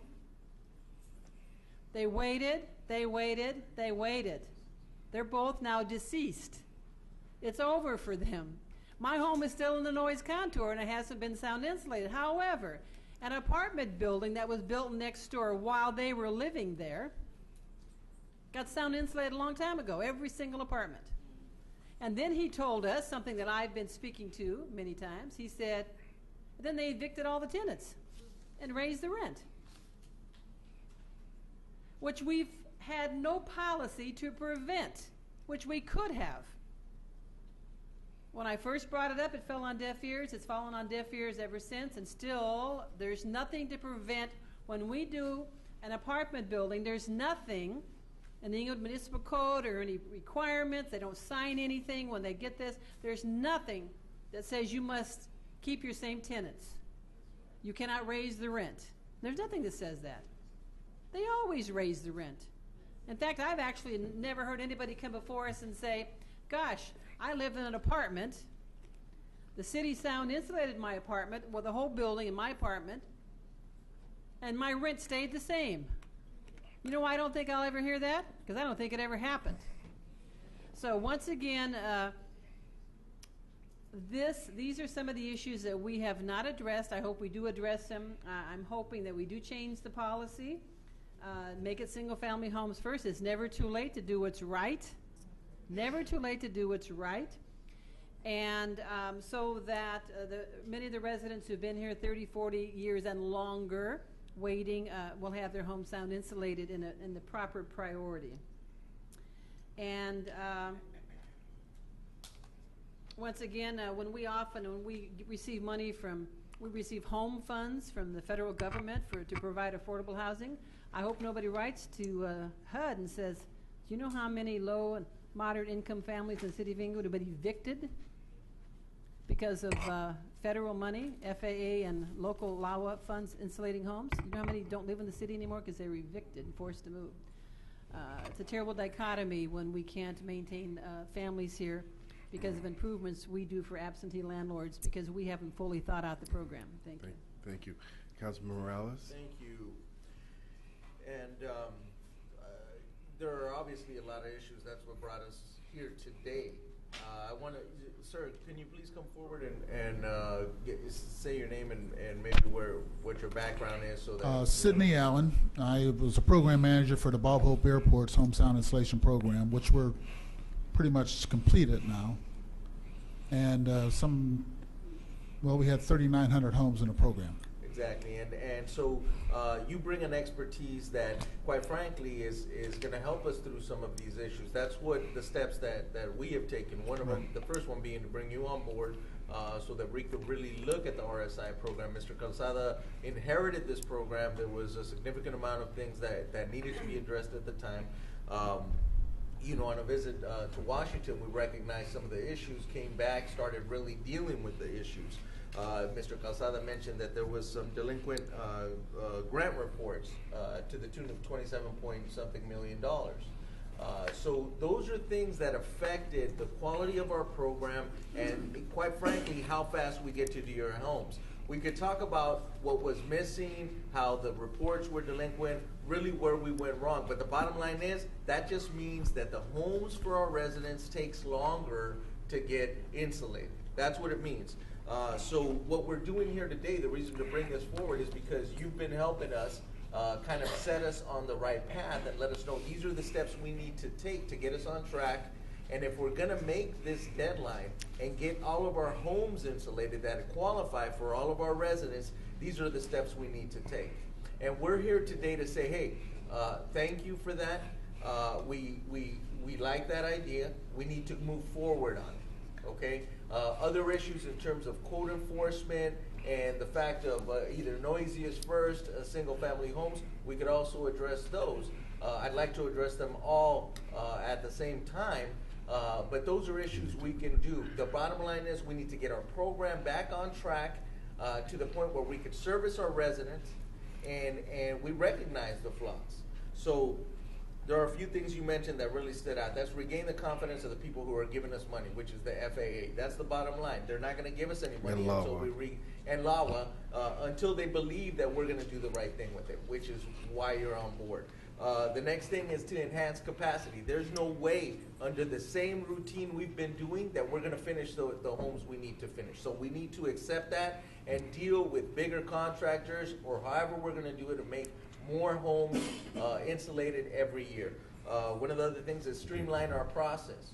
You know, whether it be the first inspection, second inspection, whatever it takes to streamline the process to move this thing forward. Those are things we need to do to get these homes done for all of these residents. You know, I'm very happy with the report you brought us because you basically said, hey, these are issues, but this is how we're going to get out of it. There's no way around it. We can talk about other issues. I just want to mention real quick, the $10 million discretionary funds, that's why they call it discretionary. It wasn't for Carlton Square. It wasn't for anybody. What happened was they brought the discretionary, was split up among qualified districts, and then the first actual project that came about it was the folks who were the original folks whose homes were insulated when air conditioning was not included. So what happened was the first amount of that discretionary fund went to make them whole. So to be fair, to justify that. So that's what happened. There's still some money there. We're asking about how to get it done. And there's a lot of homes in the city of Inglewood similarly situated as Carlton Square because of the construction date and the qualifications that they failed to overcome when the contractor built those homes. Am I correct? Okay, so the bottom line is the steps we're taking. Sir, thank you for being here. Mr. Casada, thank you for the report. I'm in full support of moving forward, expanding our program to the degree and improving our program to the level where we can get these homes done. Because that's what we're talking about today. Thank you. Sure. Councilman Franklin. Yes, and before I begin, I just want to make sure that staff understands that this council and the public needs to have a level of confidence that you can, in fact, move the project forward. Clearly, I want to thank all the staff, including the consultants that have come on board, to get us on track. But it doesn't do us any good if we don't function as a team. Team starts at the top. And if the top is just disgruntled or does not disseminate information to the staff collectively, then it splinters the flow as well as the morale. And I want to reach out because I'm going to reach out to Mr. Fields now, because the issue that my colleague raised in District 2 about the single-family homes being first was approved by this council. And we gave specifically a direction to make sure that happens, and to solidify that, approximately 2 months ago, there was a bid project that came before us that specifically said single-family homes first. And so I want to make sure that's clear to this public, that this council is all on board. We gave the city manager that direction, and I'm sad to hear this evening that staff said it was a suggestion. No, it's a directive. So I'll make sure that's understood. The other thing is of importance is that we are here as a council, and Mr. Fields is there as a city manager, to help staff to effectively make this program a quality operation and it runs smoothly. Particularly, the dilemma that you're faced with, Mr. Calzada, as the director, is that you needed a senior accountant that is designated specifically for the residential sound insulation program. We've identified that. The city manager is aware of that. It is critical to move forward, particularly when we now got to increase what you call the bundling from anywhere from minimum of 50 homes, but as many as 1 to 200 homes that may be done in a bundling issue. I think it's also critical that you identified as the director that you also need a new project and contract manager in order to make this run smoothly, in order to meet that threshold of the sunset date or year of 2015. And so I bestow upon you to make sure that you keep this council abreast of how you are coming along and how this project is moving forward, because we report out there to the public, and they want to know, are you really doing your due diligence? And so to make sure that is solidified, we as a council need to make sure that is being done. I think also what you've indicated, that with the level of experience and the policy procedures that we have already in place, it's a matter of execution and making sure that there is a game plan identified, that this is how we're going to go forward. Because the last thing we need to hear about, that we are not getting funding that we feel that we're entitled to because reports are not being completed. And if you know anything about the process, it is, if this city doesn't get the money and use the money for sound insulation, then there's other cities and counties that money will go to. And we want to make sure that we are stakeholders and that we use our due diligence and whatever priority we need. And another thing you omitted to say, and all due respect to you and your department, is that this council made a decision in 2010 of a workforce reduction plan. And it resulted in your staff being not available every single Friday. And as a consequence, that reduced the manpower you needed to effectively do that work. So I want to make sure that's on there as well. And so I think it's prudent that we move forward. The last thing we need to do is have anyone trying to delay us on this council or anyone else to try to say we need to hold off from moving this project forward, because if in fact there's any kind of additional audits or someone that may be talking about, all it's going to do is create antennas to go up that maybe we need to hold off this money, and that's the last thing we need to do, and that's the last thing you as the community that's eligible to get these funds wanted to happen. So I'm delighted we finally had this meeting. I'm also delighted the fact that there will be a workshop collectively for which the entire city residents can come in a working environment and address by specifically, here is the issue with your home or not your issue with your home. And by all means, when we talk about the square block or the end of the block, it's the same thing, that those items are addressed to, and when and if we're going to be able to implement those. We clearly know that the square block or the end of the block is no different than many of the homes that have to be done by the year of 2015. Thank you, Mayor. Thank you. Just a little bit of where I'm coming from. When I came on the council, one of the things I heard when I was running for mayor was about how people were dissatisfied with how long their homes were in the queue for sound insulation, and people that weren't getting their homes done, and the issues with my neighbors got it but I don't. And so that was something that I came into office talking to Mr. Weinberg about and Mr. Fields.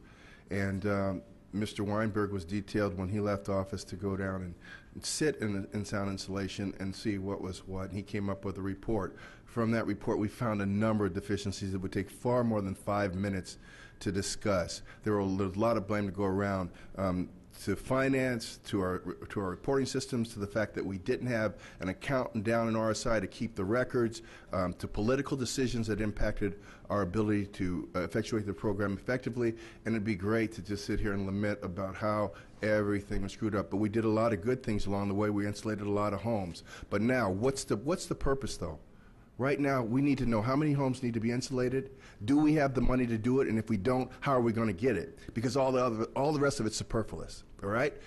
What we found out was that due to a multitude of reasons, we didn't submit end-of-the-year reports to match our grant improvement plans for 3 years. Because of that, we couldn't ask for allocations that would be due us in these outlying years. Now we are in arrears about $27 million, $27.6 million. They don't have to give us that money, but they still have it. Instead of run and cry to the wilderness, I worked with the Board of Airport Commissioners to see if they would consider, if we got our act together, voting to reauthorize us. They said, we'll work with you, and they have been working with us. Mr. Fields brought on Sid Allen so that he sits down there and to get our act together, because at the end of the day, it doesn't matter what we talk about. It doesn't matter who's to blame. It matters whether these people get their sound installation. That's all I care about, all right? And so I'm going to ask a couple simple questions. Mr. Calzada, how much money do we have available right now to sound insulate homes? We have obligated over $16 million in contracts, but we only have about $8 million in cash. Okay, that's very important, isn't it? How much money do we need to finish the homes that we have under the contours right now? In excess of $120 million. Okay, you get that? So there is no way that we have enough money, or probably will get enough money to do all the homes. Is that correct? That would be correct. Okay, so the best we can do right now is to get whatever money we can, and that's to be professional, businesslike, not panic the people at LAWA, because look, we've had our annual audits that were behind. We've had brought in Mr. Allen, and we've been basically reconstructing our records and doing audits in that manner. Correct. And so now we're ready to move forward to try and get this $27 million and anything we might be due between here and 2015. So I'm just talking about realism. Nobody ever tells you just what the bottom line. The bottom line is we need to work as hard as we can to get as much money as we can to act like a professional city that knows what it's doing, so that the FAA and LAWA will work with us as best they can to insulate as many homes as they can. And that is the bottom line, folks. Everything else you hear is just, it's gibberish. It's irrelevant. You need to be taken care of. And finding scapegoats does nothing for you. Our responsibility is to make it happen. And I intend to make it happen as best it can happen. And that's the bottom line. So, done with the side. Oh, here's my direction. My direction is that, for me, is that we focus on getting those audits done and working with LAWA to the best we can to get access to that $27 million. And then the next thing is that my recommendation is that, I think I heard it said here by Councilman Morales, we need to look outside the box at larger firms that can do more than the bid packages that we do right now. Because we have crippled ourselves by putting so many homes into design that we never would have the money to get into construction. And so that's my direction. That makes common sense. Get the most money we can, do the best we can with what we have, and use larger firms. Mr. Mayor, I would like to move that we simply allow LAX to, Los Angeles World Airports, to run our program for us. I would like to make a motion for that, if I may, at this time. Do I hear a second? Well, let me explain to you why I'm saying this. No, you can't discuss unless you get a second. No, I can discuss it. I made a motion. I brought a motion to the floor. It doesn't have to be second. The motion doesn't exist. You don't have a second. I'll tell you what. Here, I've got something for you to read. Okay, well, Robert's Rules of Order? Well, right now, you don't have a second. You don't have a motion. I made a motion. I intend to be recognized. And what I'm asking my colleagues to recognize is this, is that the issue here seems to be that whether or not we're going to lose, if we've made some attempt to explain to LAX why we misappropriated $7 million for a commercial project. In addition to that, we have That's under RSI 7. The other issue that we have here is that we have an issue. Hold on a second. Excuse me, Mr. Councilman. Point of order. Mr. Secretary, I'm going to ask you to weigh on this. Without a second, is there a motion? Under our rules, we can either proceed under Robert's Rules of Order or the council can deviate. It's been our standard practice that in order for there to be discussion, there had been a second.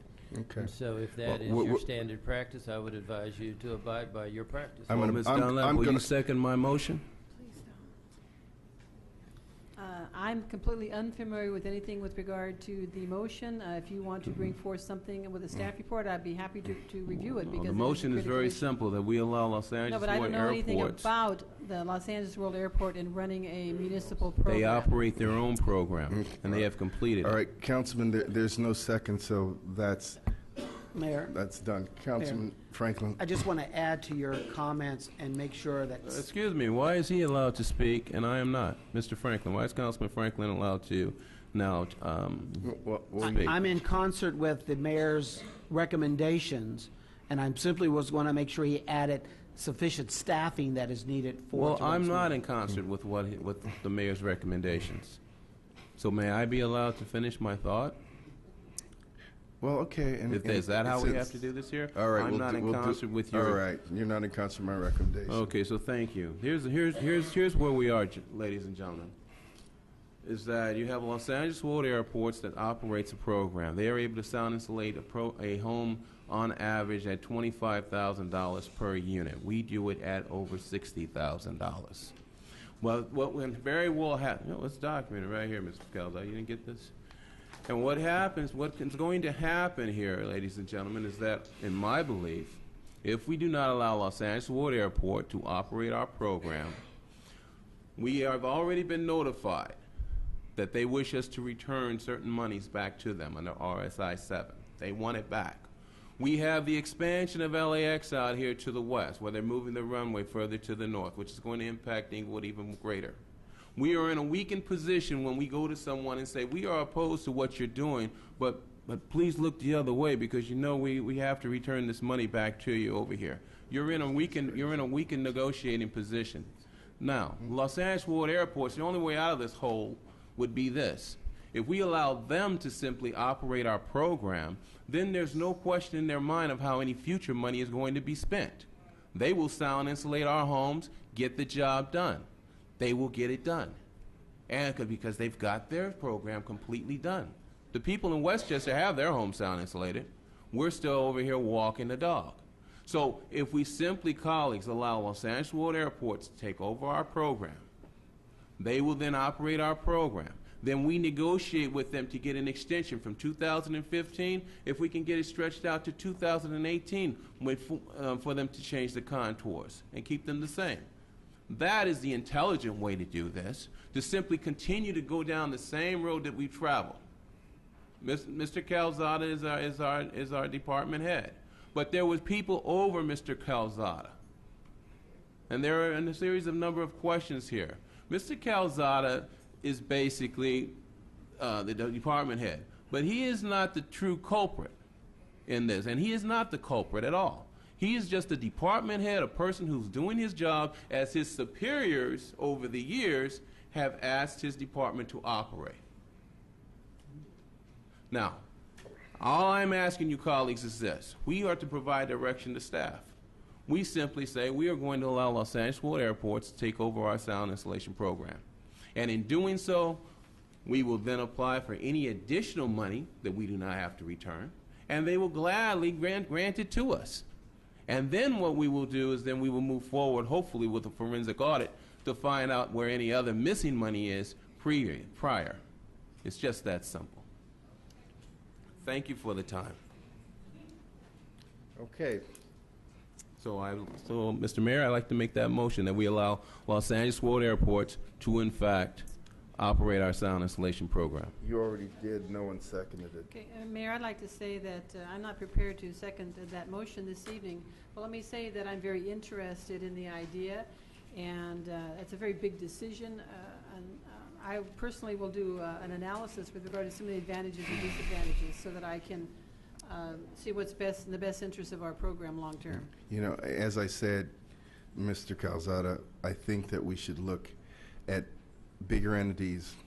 I don't think that that bigger entity would exclude if LAWA would do it. That's news to me, but that was the direction, that we acquire as much access, as much funding as we can, get ourselves together, and look at opportunities for a larger entity to run our program.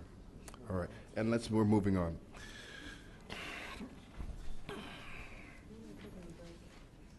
Taking a break. It's 10 p.m. is when it runs out. DR2 and CSA 4, Madam City Clerk. A quorum is present, and staff report recommending authorization be given to the design, building, construction, delivery method to build the new senior center to be located at 111 North Locust Street. Ms. Tatum, welcome. Thank you, sir.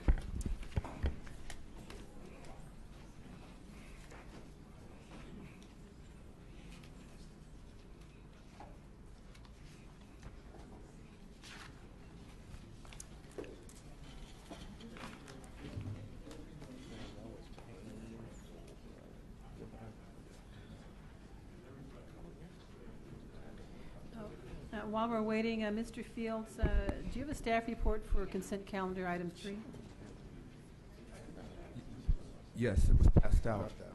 Well, I don't have one. I've asked a couple of my colleagues, and they don't seem to have it either. Let me ask Which one, Judy? 3. Oh, yeah, it was stuck in my book. Oh, it's not stuck in my book. I don't have it. Michael, she's asking for the staff report. There it is, Judy. Oh, yeah, I have one. Yours? No, I mean, I need it, but I just wanted to let you know I got it.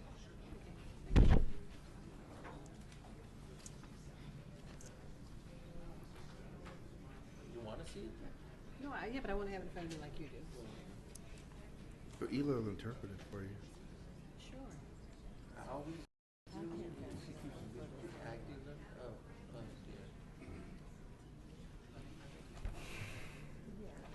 So,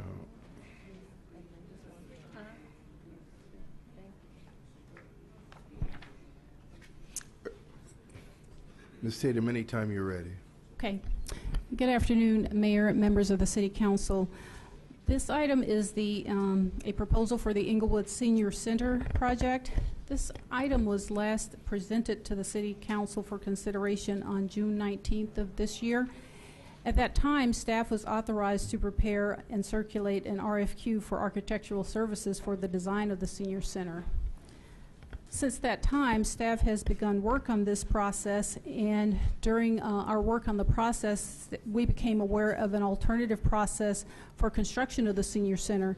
This process is called the design-build process, and accordingly, staff sought to learn more about this process as a potentially more cost-effective means to process and develop the Senior Center.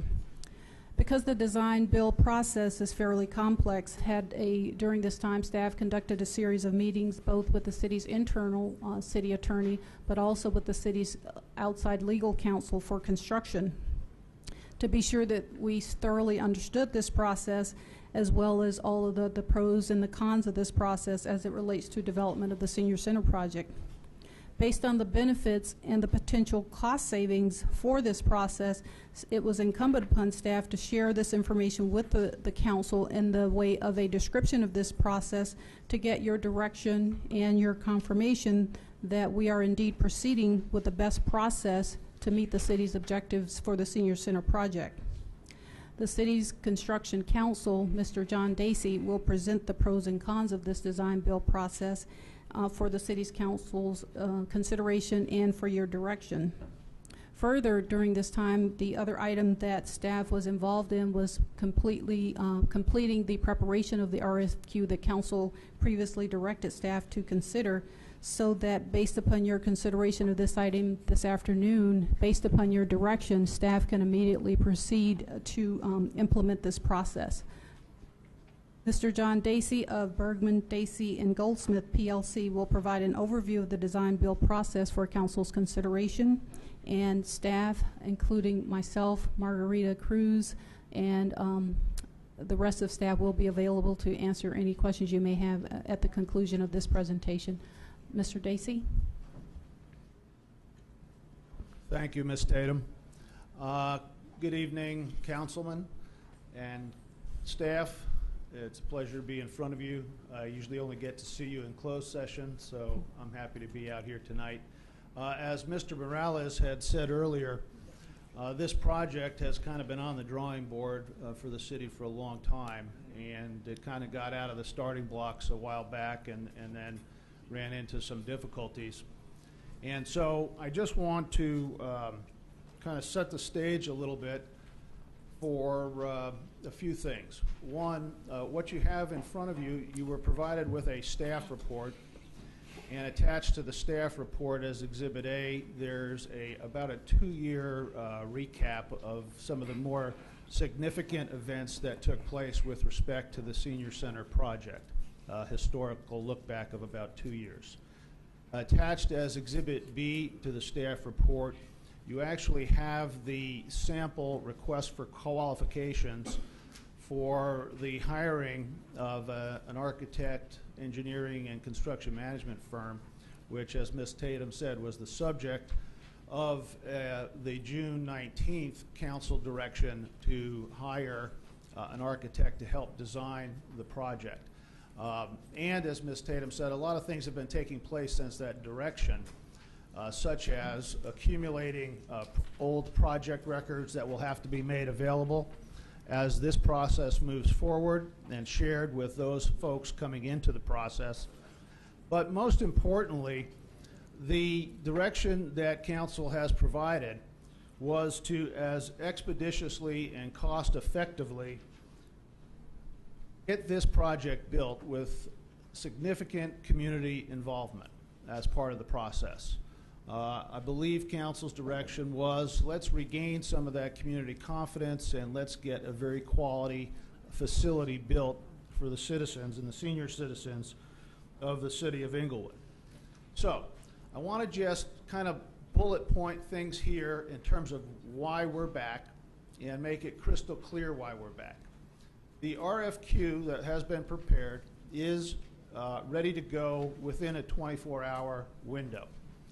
However, keeping in mind council's direction to be expeditious and cost effective, staff inquired, were there alternative ways to build the center other than just the traditional design, bid, build, hard competitive bid analysis? That question was looked at by the city's attorney's office as well as my office, and we came up with the alternative procedure, which is not a new one, but it's not, it hasn't been used as much as the traditional competitive bid approach. Design build was introduced into California a little more than 15 years ago, mostly for state agencies initially. And then it was introduced in 2001. I actually helped the Los Angeles Unified School District get a design build statute passed through the legislature for purposes of providing an alternative means to build projects more cost effectively. It was introduced as a pilot program, and then in 2007 it was made available to school districts statewide. I've also, just a brief bit about my background in terms of projects, troubled projects, getting projects built, and representing public entities. I've been involved and helped resolve over 500 public works projects and disputes. I was the chief legal counsel to the Los Angeles Unified School District in the institution of its $29 billion construction program. Most recently, I served as the chairman of the Independent Citizens Review Panel for the Los Angeles Community College District when they wanted to review their current $6 billion program.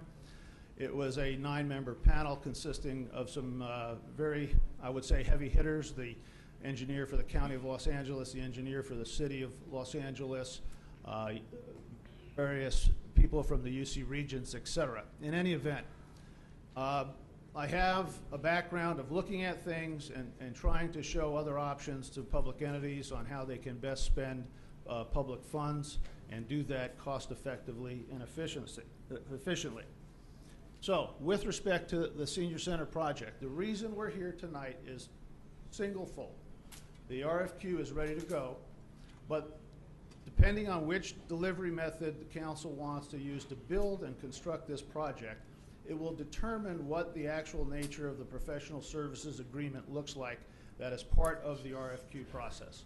If it's a design, bid, build, traditional hard competitive bid, you're basically in a situation where the architect you hire will fully design the project and then you'll have to put it out to bid. Versus in the design build method, what you do is you hire an architect, engineer, and construction management firm who helps you conceptualize and set certain parameters for the project, and then a design build entity actually builds and constructs it. And the benefit to that process is not only does it usually result in a more cost-effective construction cost, but it also shifts the liability and risk for errors in the plans and specifications to the design build entity and away from the public entity owner, in this case the city.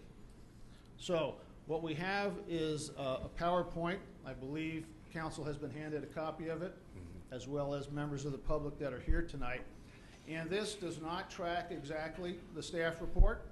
So if you want to follow along with this, please look at the PowerPoint copy. It'll be more effective that way.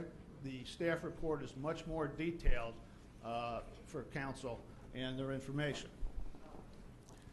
The design build delivery method, what we start from as the premise is, well, what does our city charter provide? What can we do? And the city charter and our municipal code both say we have to award construction contracts on a competitive bid basis. And the legislature in 2006 enacted Public Contract Code Section 20,175.2, which is known as the Design Build Statute for cities. And I just wanted to share with you briefly the enabling language that is part of that statute. And it reads, "It is the intent of the legislature to enable cities to utilize cost-effective options for building public facilities. The legislature also recognizes the national trend, including authorization in California, to allow public entities to utilize design-build contracts as a project delivery method." And the reason that is because more and more studies have shown that cities and public entities are getting better prices for their projects when they use this method, and we'll go into that a little bit later in the presentation. So the design-build approach that we're talking about that's contemplated under this statute is also consistent with both the charter of the City of Inglewood and the Inglewood Municipal Code, because the statute allows an ultimate award of a contract either on what they call a best value basis or on a competitive bid basis, and it's the latter one that we would be using in this project to build the senior center. As I mentioned, design build simply means that it's a process where the design and construction of the project are procured or acquired from a single entity, as opposed to the public entity owner actually hiring an architect who fully designs the project and then taking on all the risk of those errors. This is about a 5 or 6 step overview of the entire process, starting right about from where we are now, which is being ready to hire an architect, engineering, and CM firm. And it is hired to help the city prepare a conceptual design and the parameters of the intended project. The city and that firm then prepare the actual parameters of the project, and part of that process, as required by the statute, is a pre-qualification program, because you want to be able to hire a qualified contractor to build this project. A second RFQ or RFP then goes out to actual potential, I should say, design build entities who will then submit sealed bids, ultimately determined on a competitive bid basis. But as part of that process, what's going on is those firms will be meeting with the city council, they will be meeting with the senior center committee, they will be attending a workshop, at least one, probably more, with the community to receive input on what it is that the community and the senior center committee and the council want to see built in terms of this senior center for the residents. As part of the second RFQ process, the council, with the input from the community, the Senior Center Committee, will select 3 finalists. Those 3 finalists will submit some final conceptual designs and sealed competitive proposal. The city then selects the design build entity to build the actual project. The final contract, however, is still a public works contract. All the public contracting laws regarding prevailing wage, certified payroll, labor laws, subcontracting listing laws, bonding, et cetera, all still apply. I want to just take a half a step back, 2 slides here, and go back to point 1, because this is a point that council has made to us over and over again, and it's a point that is highlighted in the staff report. But as part of the hiring of the RFQ process for the architect, engineering, and CM firm, designed as part of that process, which approximately takes 3 months, is sending out the RFQ, receiving proposals, meeting with Senior Center Committee, meeting with the community, meeting with council in a workshop, and working through that process until a final selection takes place. Now, those firms aren't going to fully design this process, but when you get into the hiring process of the design builder, they are going to be your representative who will watch your back, who will vet the costs that are coming in, who will have the experience all in one house, architectural, engineering, and construction management, so that you don't have to hire 3 different consultants to get the benefit of those services. And then, when we get into the process under step 4 and 5, where we're now looking at the design-built entities that we're interested in hiring, they have to go through the same type of process where they'll be meeting with the Senior Center Committee, they'll be meeting with the community, they'll be meeting with council, there will be workshops, so that we know, as we work through this process, that we have full community input and that we have a conceptual design that we are working toward, that everybody has buy-in. Everybody wants to see this, or at least the majority do. So, why is this a better process than just hard competitive bid? It's the most flexible construction project delivery method available to you to build this project. It's a way to select a very competent and experienced construction firm to both design and build this project based on their qualifications, their value, their experience, their references, and ultimately, the best price. So you are going to have what I refer to as a super pre-qualification process to find a very good design-built entity. As we said, the city identifies and pre-qualifies these design builders. They engage in this collaborative community process, select 3 finalists, and then you finally will select 1. Now, those 3 finalists will be given a stipend. Not the $10,000 that we talked about giving to an architectural firm early on whose design may or may not get used, but rather to the design build entity who comes in and does a more full-blown proposal for you, the 3 finalists. And it doesn't have to be $10,000. We looked into it. We went into the design community. $5,000 is more than enough. Okay, they're going to want to do this even if you pay them nothing. But certainly $5,000 for the 3 finalists is not unfair, because more likely than not, they will all spend a lot more than that amount of money trying to obtain this project. And the other thing that's going to be built into this process through the second RFQ for the design build entity is that, let's say one of those 3 finalists has a great conceptual design but doesn't give you the best price. Well, under the RFQ process, once they submit those designs belong and are owned by the city. And if you want to tell and direct the successful low bidder design build entity, no, your design is very nice, but we like design C better, build to this one, that's what they'll have to do. So, once we get and select that design build entity, then we go through a process, the full design process, which basically is broken down into 3 parts. schematic drawings, design development drawings, and construction drawings. And at each step of the way, there will be reports coming out to the Senior Center Committee, to the community, to council, how these are being developed, what's going on, what they're looking like, and at each step of the process, those 3 steps of the design process, council has the absolute right to say, yeah, we like the direction you're going in, continue. Or if they don't, you say, I don't like that, that's off concept, that's not what we were working towards, change it, and they have to change it on their own nickel. So how do we get to a final construction cost? And this is where the cost effectiveness of this process far outweighs hard competitive bid.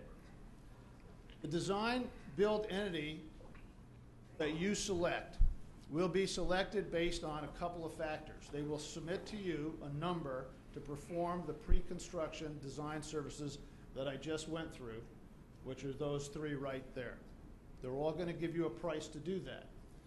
Then they're going to give you, as far as a construction cost is, before they even fully design the project, a not to exceed number. We guarantee that the construction cost will not exceed X. They're then going to bid to you what we call general conditions, which is the general cost, the daily cost of them being on the project, building the project to just keep it operating. And they're also going to bid to you a percentage for what they call fee and overhead. So you're going to have 4 factors that you're going to be looking at. They're going to be sealed, and they're going to be competitive, and they're going to be within the meaning of the statute and the city charter. But once you have those, this is where the cost effectiveness begins. Those drawings are then sent out to bid to all the subtrades. And the process requires a minimum of 3 bids per subtrade, and it's done on an open book basis. Every bid that design build entity gets, you get a copy of. You get a copy of all the backup. You get a copy of everything they've got, and the architect, engineer, and CM firm that you hire will vet those bids just like that general contractor design builder is doing to let you know whether those bids are fair, competitive, overstated, or inflated. And the city retains the right to approve or reject a subcontractor selected by the design build entity. As all those bids are compiled, they are added up and will aggregate to a final construction cost. And normally speaking, in this process, those construction costs bid out on this basis come in at a number less than what the not to exceed maximum will be. And by the way, when those design build entities give you that not to exceed number before they get into this part of the process, they are already working within what we call an owner's estimated budget for construction. So they will know going in how much you all intend and want to spend, and they have to design and build and work the bids to get within that number. It's a very collaborative process. It discloses whatever errors or omissions may be in the drawings, because there's no such thing as a perfect set of plans or specifications. And this process vets all that out. None of that is available in hard competitive bid. It's just not available, and it costs a lot of time and money to do that. In this case, they're doing that, and it's on their nickel, because they're not getting paid to bid this thing out. That's part of what they're going to do to get the contract on the back end and their profit percentage that will come in off of the construction cost. Then during construction, that AECM firm you hire serves as your representative to ensure that the design build entity performs as you agree in the contract. That's basically a very brief overview of the design build delivery system. But again, the importance of it for this evening is because it will depend on whether you go either hard competitive bid, where you need to hire an architect to fully design the project. That will mean the professional service agreement in the RFQ that's ready to go needs to read a certain way, versus if you do design build, then that agreement reads differently. So to be able to have a coherent contract that we can send out to advertise and get proposals on, we need to know which way council would like to go to construct the project. So what staff has done, as it says in the report, through input from consultants like Mr. Anderson, staff, my input, city attorney's input, is staff is requesting that you utilize the design-build method to construct the project, and that you authorize the request for qualifications that's attached as Exhibit B to the report, which will be to hire an architect, engineering, and CM firm, a firm having all those services wrapped into one, and have them be hired as your representative through the request for qualifications project that's in Exhibit B. Thank you. Thank you. Mr. Anderson, did you want to add anything, or are you good? No, I'll just respond to questions. Okay. And we are, of course, available for any questions council may have. Well, I want to move items 1 and 2. I'll second that. Discussion. Yes. All right, Councilwoman Dunlap. Yes, well, I'm glad we're finally moving forward, but I have some questions. What is it? It sounds to me like we're hiring two firms very similar, you know, with an architect and engineering and construction. And I'm wondering, what is the first entity? You're doing 2 requests for proposals. What's the first entity being paid? What's based upon what they're getting paid?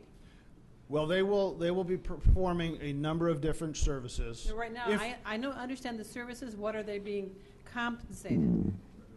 How much? That's part of the RFQ process in terms of what they want to submit. Do they want to submit a lump sum amount to us? Do they want to submit hourly?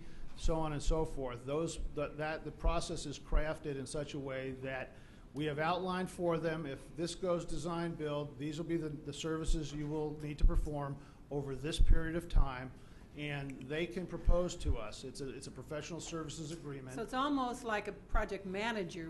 At some point in time, they almost become, well, at some point in time, they do become a project manager. Pretty close. During the construction period, That's what they become. Well, let me just speak. But they don't manage the construction under design build. There's a difference. Well, you state right there that they're going to be there making sure that they're doing what we want them to do. Correct. So in that regard, they're like a project manager. But I want to speak to something else.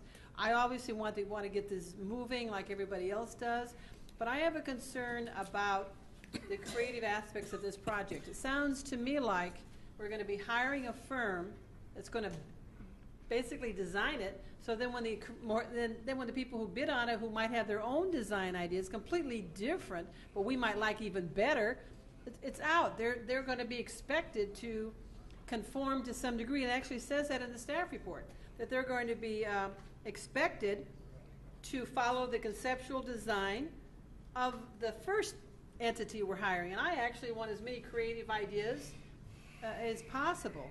And I mean, I know we're going to be moving forward with this, but I'm saying that I'm concerned about some of the small things that maybe we can fix, because I don't want to hire somebody under the first RFQ that's going to dictate the design parameters to the next people, because that's what it says in the staff report. You might not mean that. Maybe you could pull up the design build delivery method page of the PowerPoint. Was working. Yes. Now it doesn't seem to be. Oh, Yeah, that's not there it. we go. Try to get back. It's okay. Well, it's a rather long. It's a rather long one. Maybe go to the next one, please. Let me see. No, not that one. That was the very beginning. Yeah, no, that's not it. Okay. Go on, please. Okay, next one. Okay. All right. Well, I don't. The pages were numbered. I'm sorry. I'm just concerned that we get the most creative ideas possible, and it seems to me like the first entity is going to limit. No, not at all. It appears that way, and I think we could fix it if we work on it. I know everybody's going to be supporting this because we want to get this moving, but I just want to make sure that that the architectural firms associated with, say, a construction company, that they are given the latitude to be creative, because it says right in here that we're going to tell them what the city wants the project to look like and what we want in it. Well, then that tells to me we're limiting them. So I'm hoping that when you do the RFQ language, that, because it says here the preliminary conceptual and the building layout. Well, I don't want us to dictate to a creative architect the layout of a building. I want as many architects' ideas as possible to be out there. There are some fabulous senior centers around this country as well as around this state with, very green, lots of windows, lots of, they put in the small theaters, they put in ceramic rooms for arts and crafts, they put in therapeutic heated swimming pools, they put in, like I said, all kinds of glass and just some fabulous spaces. Our last one that we spent over $1 million for, 20 feet from the front to the back, they didn't even utilize for the building. And we need to be doing that. We need to use the entire footprint. We can enter the parking from the back off the alley. And if by chance our architectural firm that we hired through the first process isn't creative, because it says here that the meeting with the seniors takes place with the second group, and I think anyway, it just seems somewhat repetitive. I hope staff can work it out and get it fixed, because I want the most creative ideas as possible to come forward. I don't want anyone to be limited. And one unfortunate aspect of this, the way it's come to us now, I don't believe there's a single architect, engineer, construction company in the city of Inglewood. I know we have local architects. Maybe they can partner. But I'm just saying that, so we've actually completely eliminated participation by anyone local, unless, once again, they can partner. And I'm going to see if I can encourage that, because we do have some very talented people. All right. Any other comments? Yes, I have a question. Good to see you again. Nice to see you, Councilman Stevens. Yes, page 2, it states that nature of construction of project. The city intends to build a new senior center facility at the stated location. The anticipated facility shall include 33,300 square feet, C1 limited commercial property located at 11 North Locust. But then it says designed as a 2-story above grade structure. Then it also says minimum of 2 underground parking levels, possibly 3. I was under the impression that this was only going to be a 1-story senior center. If it's 2, great, not a problem. But do we have money in the, where is the funding for this coming from? I'll defer to Ms. Tatum or Ms. Cruz on that question.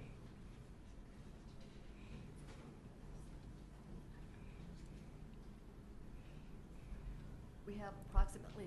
Pull the mic down to you, Margarita. Sorry, I'm spelling here. All right. We have approximately $20 million from tax-exempt bond financing. There is approximately $3 million from Section 108 loan proceeds, and approximately $1 more million left in our EDI grant funding. So am I it's reading about this correctly? $24 that million. this, okay. How much was the previous structure going to cost? You know, with the... Just roughly. It was in the 40s, I believe. Yeah. It included also the housing component. How much was it going to be, Ms. Cruz? It was in the 40 millions, but 40 it million. included the housing component as well. And so with the funding that you've just described, how much does that total to? 24 million. 24 million. Okay, so, gee, we're short about 16 million, Well, roughly. We're also not going to be building additional 5 stories of apartment buildings. Okay. So the 40 million that before was inclusive of the 5-story apartment building on top of the senior center. Okay, so when we address the issue here, where's it?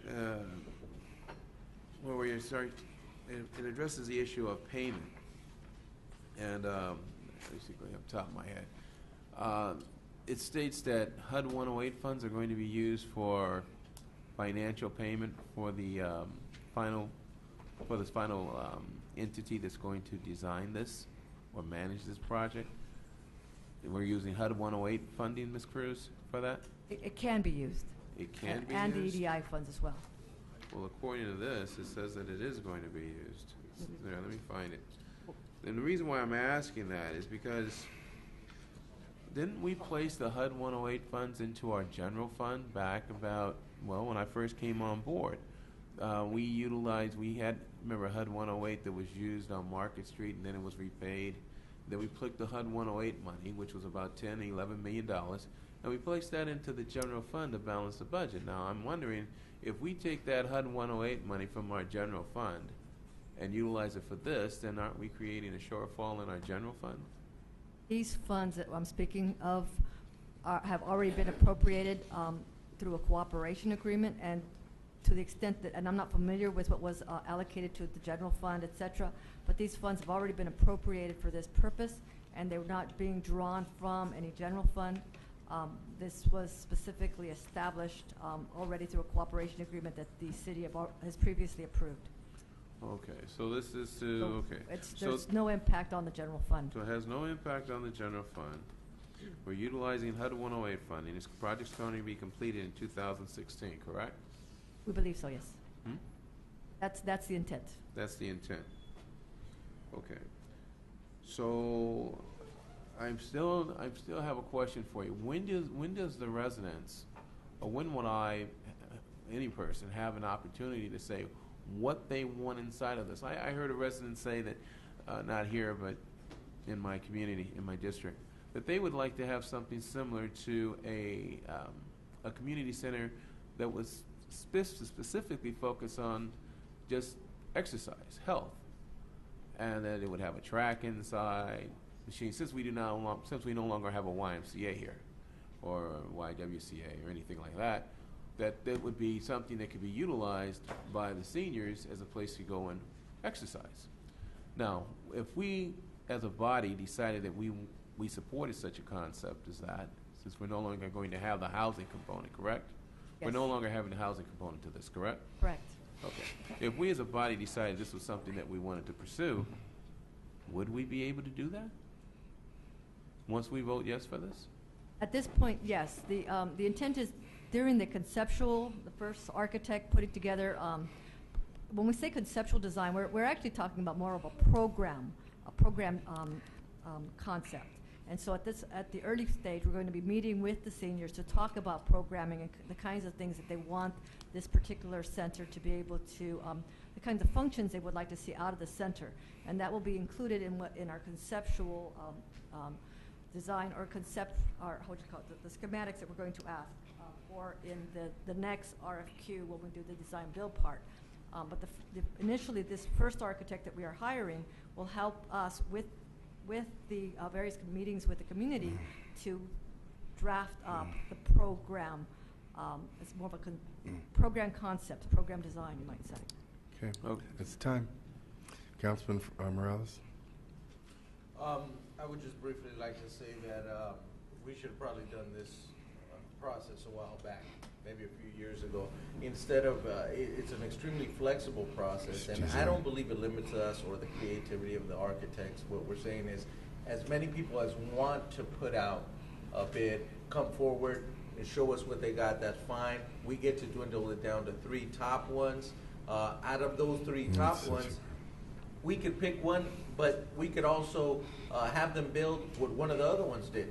Why? Because we like the concept. So we're not limiting ourselves at all. As a matter of fact, this kind of streamlines the process, includes the city residents, the seniors, and allows staff to really understand the staff that they're dealing with one time and move forward. So, I'm all for it. I just wanted to briefly say that. I appreciate the report, Mr. Dacey, and, hopefully we see some results soon. Okay. Thank you. Councilman Franklin. Yes, thank you, Mayor. I just want to hear from staff with reference to that $24 million, that we won't be in jeopardy of having those funds be taken back from us based upon the timeline it may take to complete this project. It's been going on and on for years. I want to make sure that that money is solidified for the duration that is needed to do this project. The 20 million tax-exempt bonds has been approved by the Department of Finance in our last, in the ROPS 1 and 2, the Recognized Obligation Payment Schedule. Also under AB 1484, the law did specifically say that they are granting cities the ability to expend their bond proceeds as they had planned to. That even though we may not have had a contract, the bond proceeds were for public infrastructure projects, and they're allowing cities to go forward and expend them as initially intended to. So that money is not in jeopardy. The Section 108 funds, I can say that we have a cooperation agreement. Those funds function like CDBG funds in terms of those are the kinds of rules that apply to them. They are loan repayment of Section 108, but we call it Section 108/CDBG.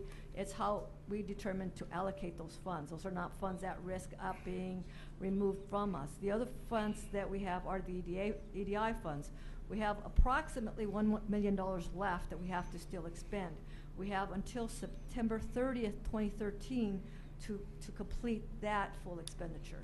So the only amount of money that we might have at risk, which we should be able to complete by this at this time, is that additional $1 million of EDI funds, which does have a time clock of September 30th, 2013. But it's the we feel very confident that the architectural drawings, et cetera, that we're going to be starting out with, a lot of that we will be drawing first from the EDI funds and those funds that are at risk before we start using the next funds.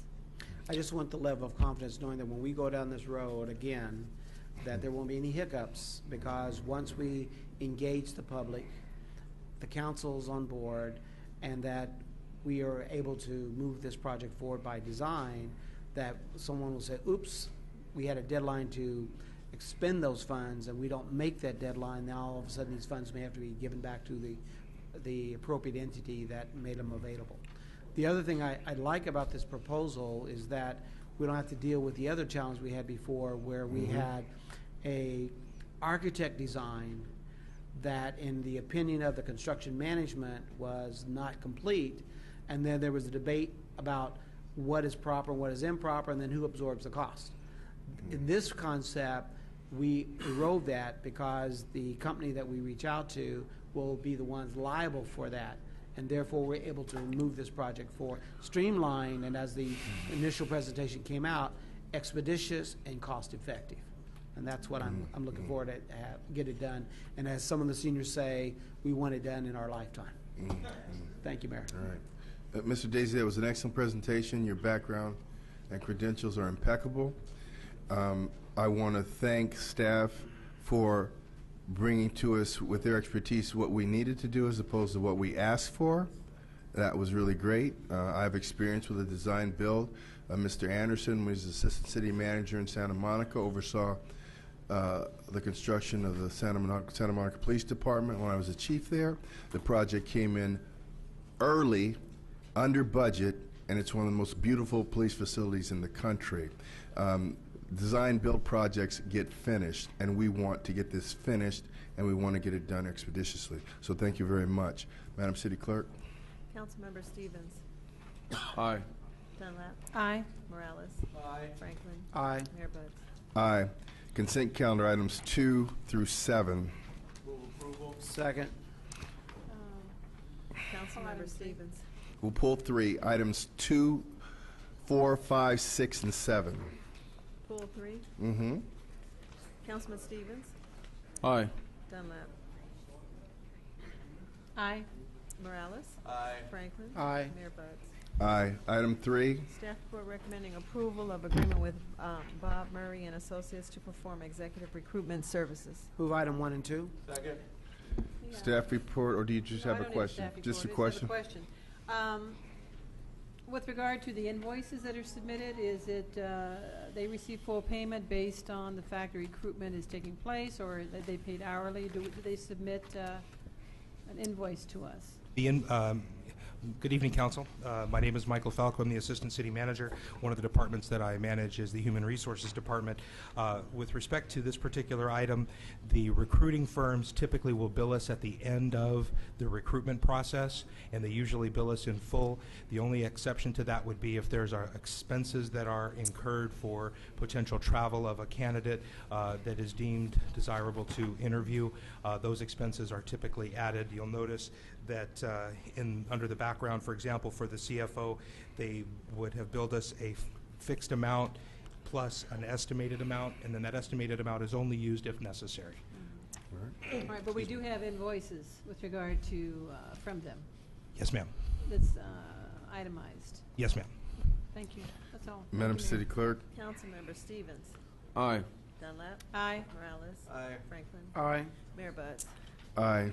Mayor, I just wanted to bring to your attention, you know, the subsequent item that we asked to Continue. put on the agenda, we still, I need to just read that. All right. I numbered it PH1 because it's a public hearing, I believe. And then we can have the date. I don't remember what date. We just need to move it to another date. So it's PH1. Is that okay if I do? That's okay. Okay.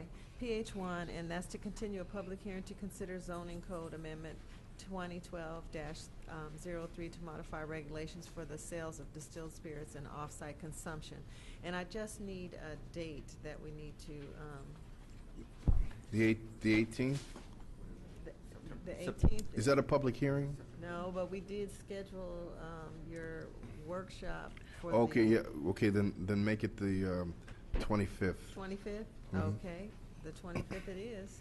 All right. Call to order the City of Inglewood as a successor agency. Madam City Clerk, A quorum, Mr. President. CSA 3. Mayor, before you take that item, actually, staff was recommending that it be continued to October 9th. October Okay, 9th? October 9th it'll be. Can I just check the red book real quick? All right.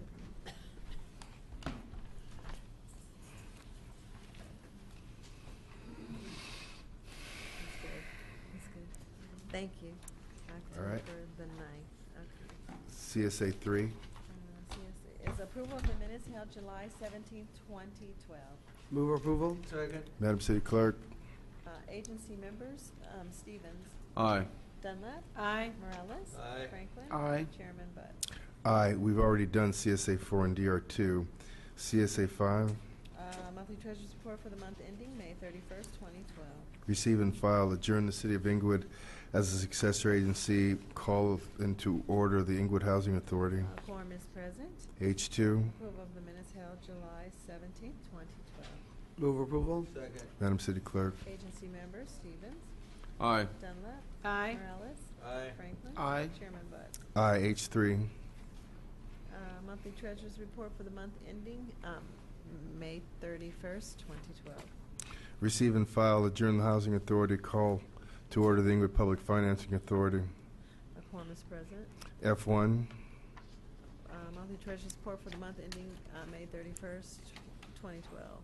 Receive and file. We're going to take a 15-minute break while they change the DVD.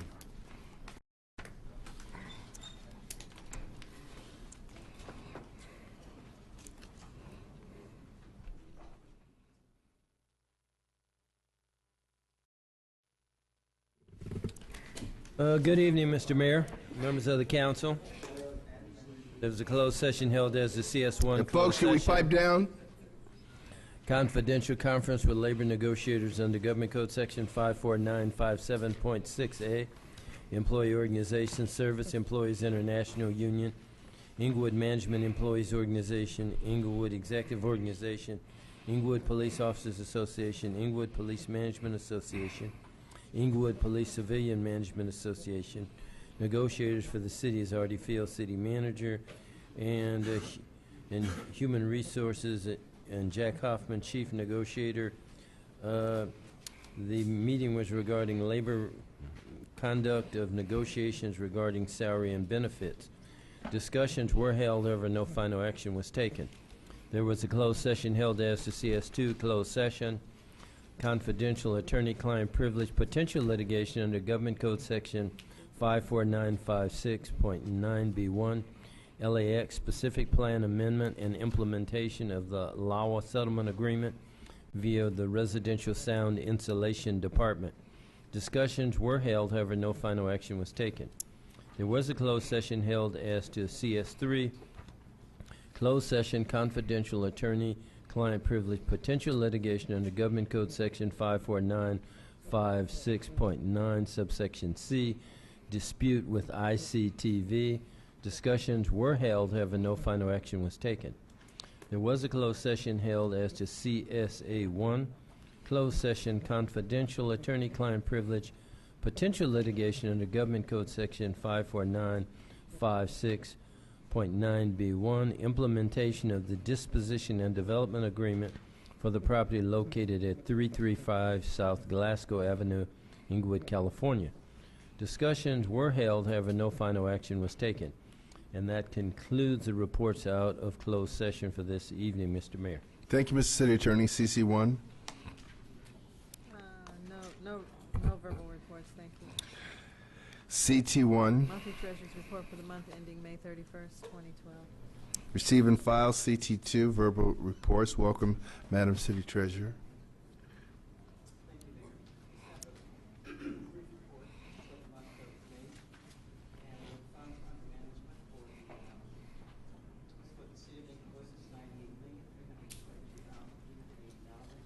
A little closer to the mic.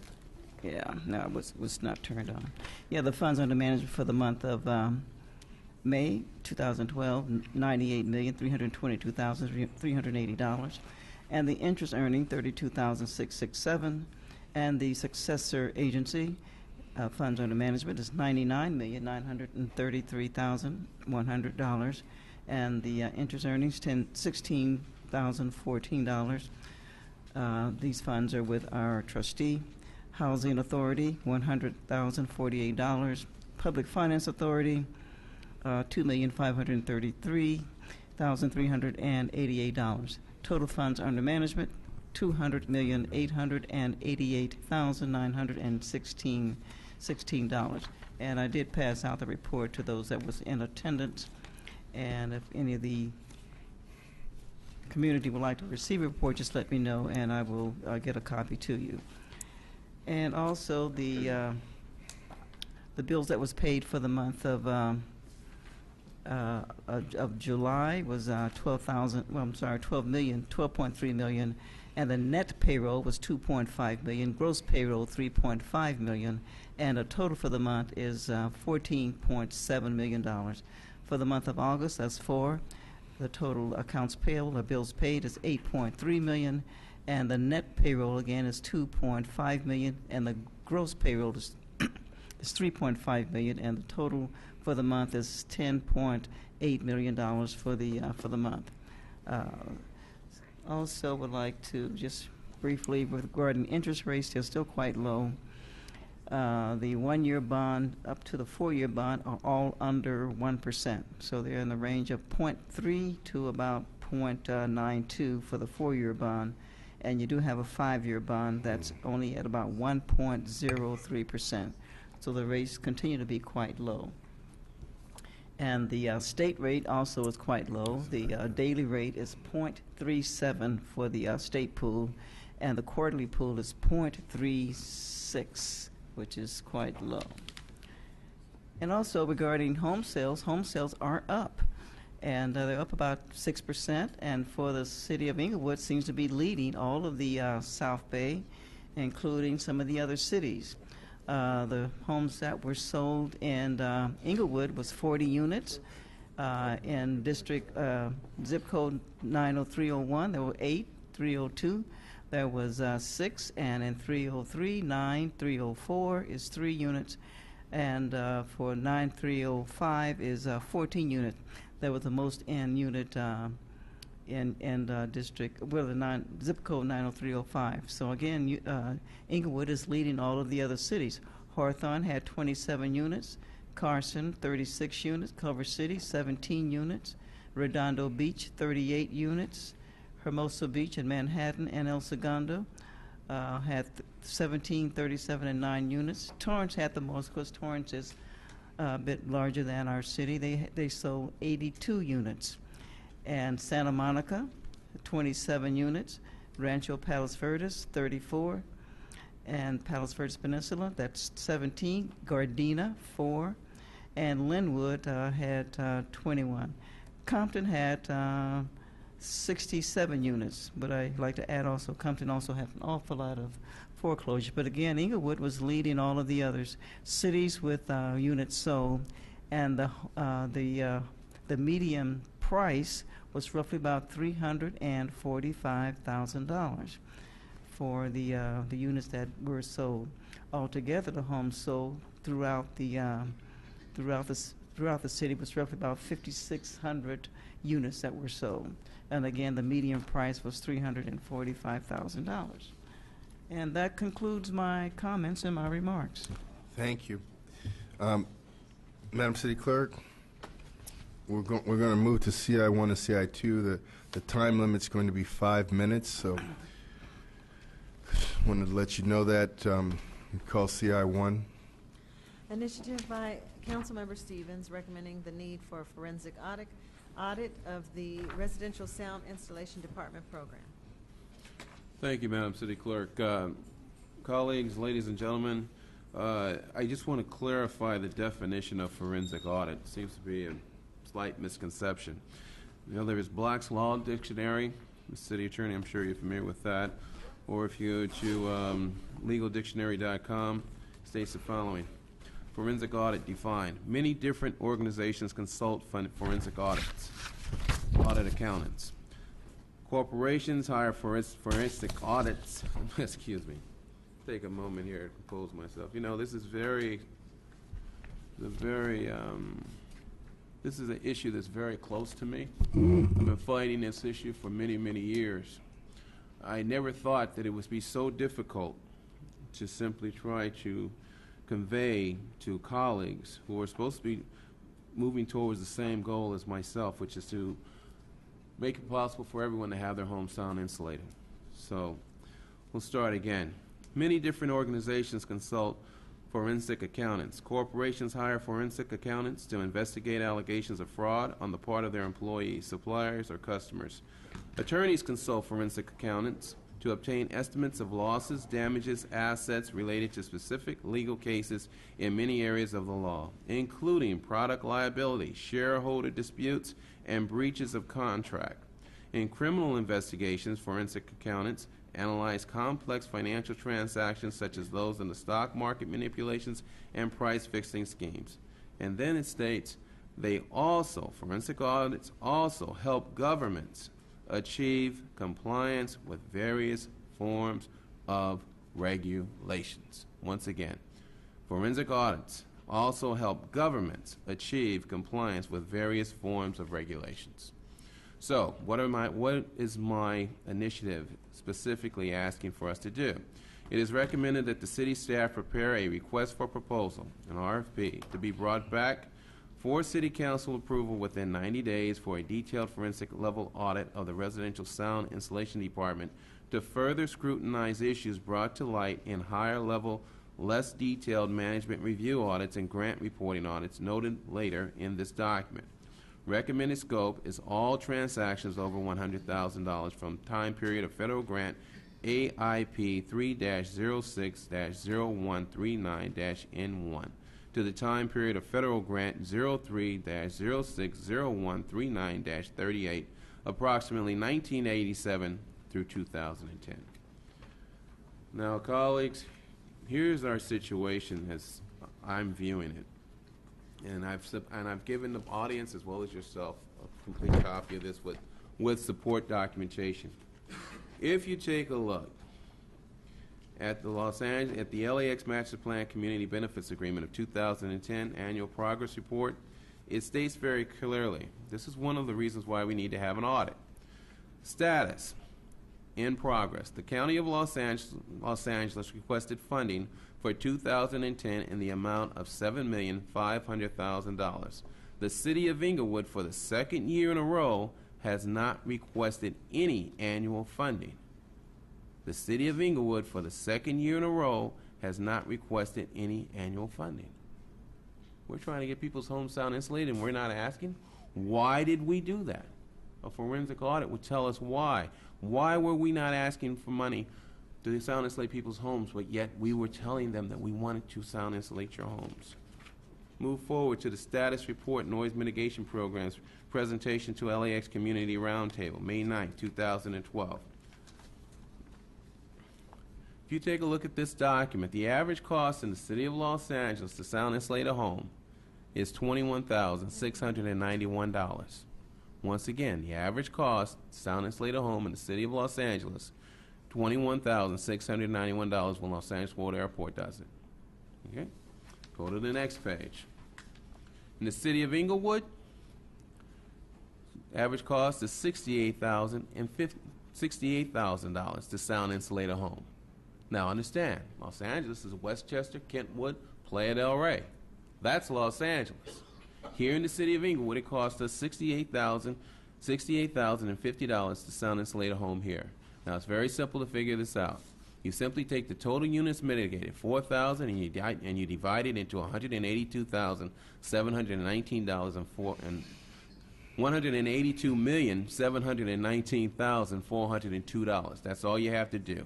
Divide 4,000 into $182,719,402, and you get the answer of $45,500 per unit. Now, in 2009, after 2009, we jumped up to 68. It jumped up to 68,000. Councilman Stevens, I'll give you one more minute. Thank you, sir. It jumped up to $68,050 to sound insulate a home in the city of Inglewood. Now, this is why we need to have a forensic audit, because what will happen, colleagues, is this: when it all shakes out in there, we will not have enough money to sound insulate everyone's home here in the city of Inglewood. We will have people 5 years from now, 10 years from now saying, well, no, what do you mean there's no money? Many of us will have moved on, but they will not have their home sound insulated. And the tragedy of it is the people who are waiting for in the block, they cannot have their home sound insulated until everyone else has had their home sound insulated. Yet the settlement agreement expires in 2015. Now, if we're concerned about, well, we might lose money, and if we bring this out, well, the LAX is going to, they're going to blow the whistle on us, and listen, they are already asking us to return money to them, number one. Okay, your time, Councilman Stevens. I ask for your support on this forensic audit that I request that I'm making here, and that you support my initiative, my motion. Is there a second? Okay, CI2. Initiative by Councilmember Stevens recommending adoption of a resolution supporting the Three Strikes Reform Act 2012.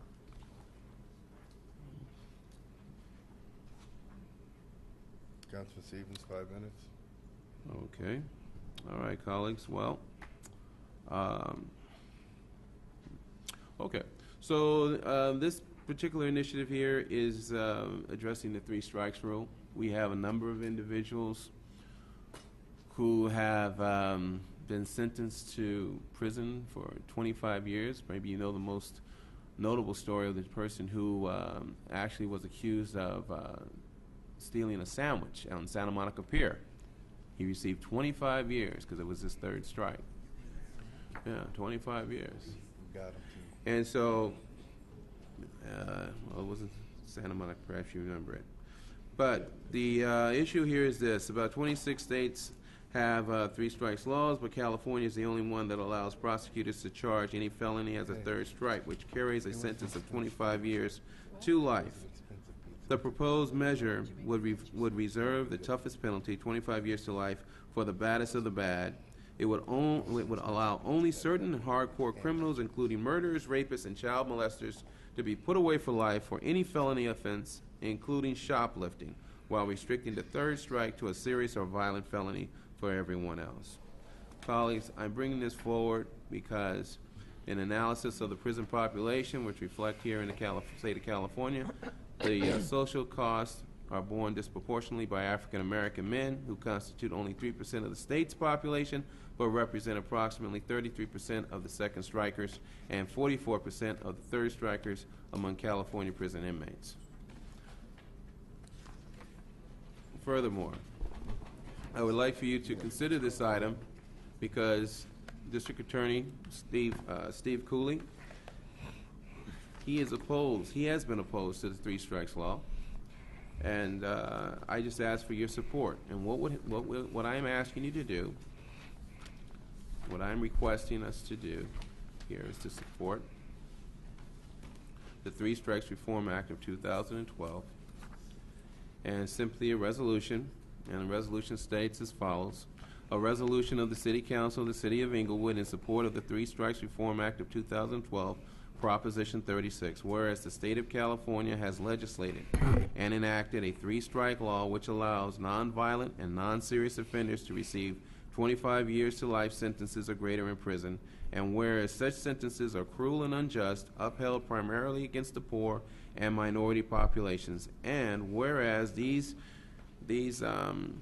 draconian sentences for nonviolent and non-serious offenses are increasing the State of California's tax burden by billions of dollars when spending in other areas such as education, health care, job training, youth centers, libraries, etc., which are in desperate need of increased funding, are being cut.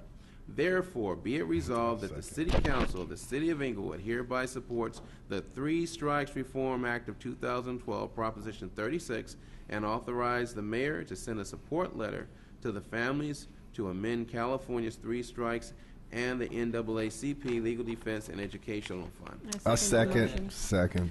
Madam City Clerk. Second. Thank you. Passed and approved. Very Call good. for the question. Thank you, Councilmember colleagues. Stevens? Thank you very much. Aye. Dunlap. Aye. Morales. Franklin. Aye. Mayor Buds. Aye. Public comments, appointments to boards and commissions. Councilman Morales nominates and I appoint Precious Ayers to the Police Oversight Commission for District 3. Full concurrence. Second.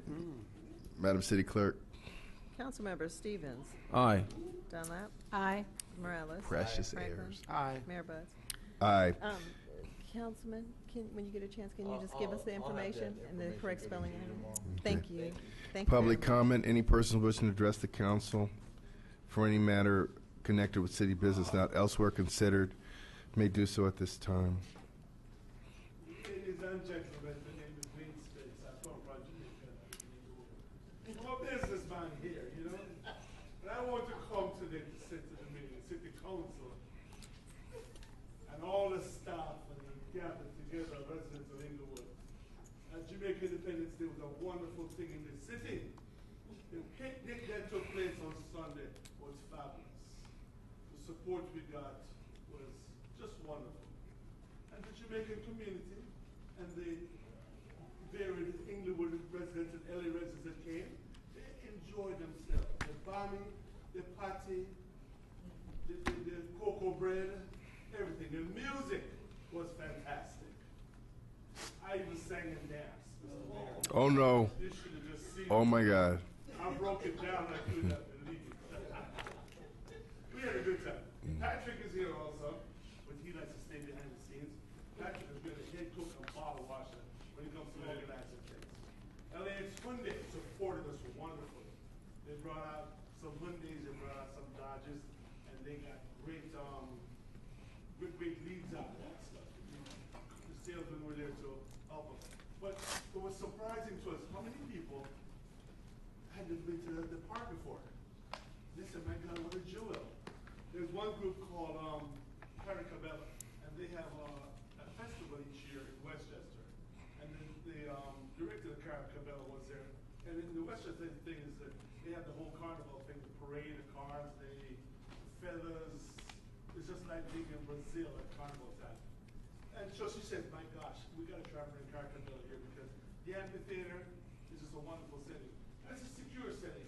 And expensive for higher security, we actually donated what we call security ambassadors for the event. You know, not have the police department, you know, doing their resources that they could use it more effectively. We want to thank you. Thank you from the bottom of our hearts. It was a great thing. And now, and the nice thing is that we met everything that we said, all the criteria. Councilman Stevens, thank you for your hard work.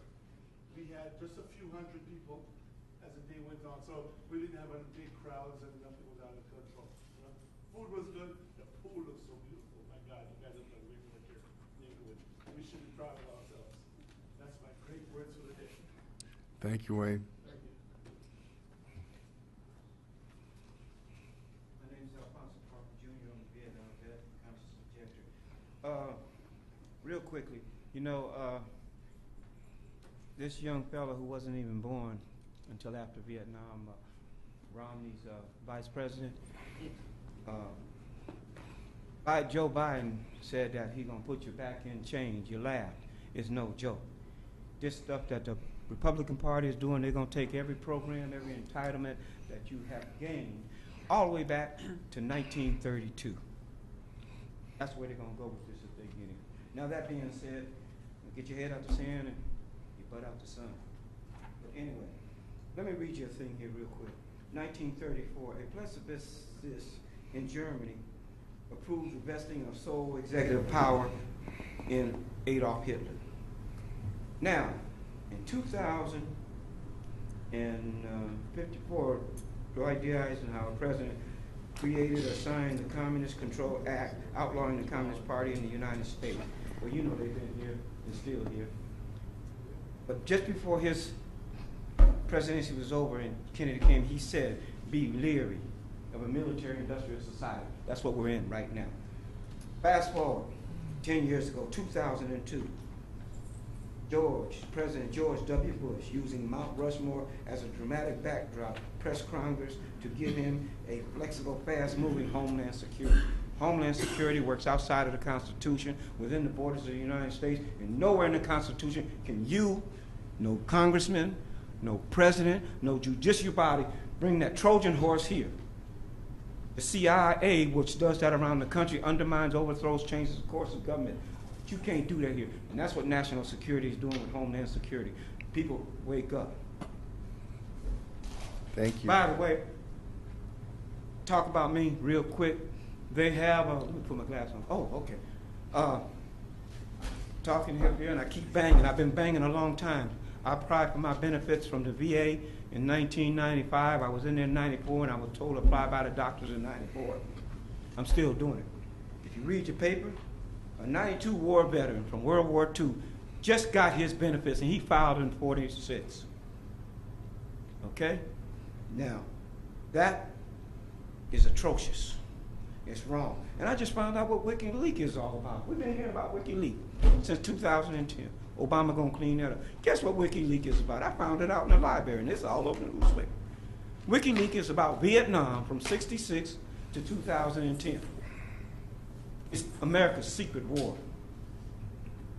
They're covering up what they're chasing this guy for over there that's, in the embassy. And they got him for something about some women, I don't know what. But they want him out of there so they can bring him back here and deal with him for what he did. This is atrocious. It's espionage and treason, and I'm not scared of nobody in here. Where I've been. Okay, we're at time now. Okay? Wake up, people, and I want to thank you. They we're- heard me. Somebody heard me, by the way, because somebody's trying. We're at time.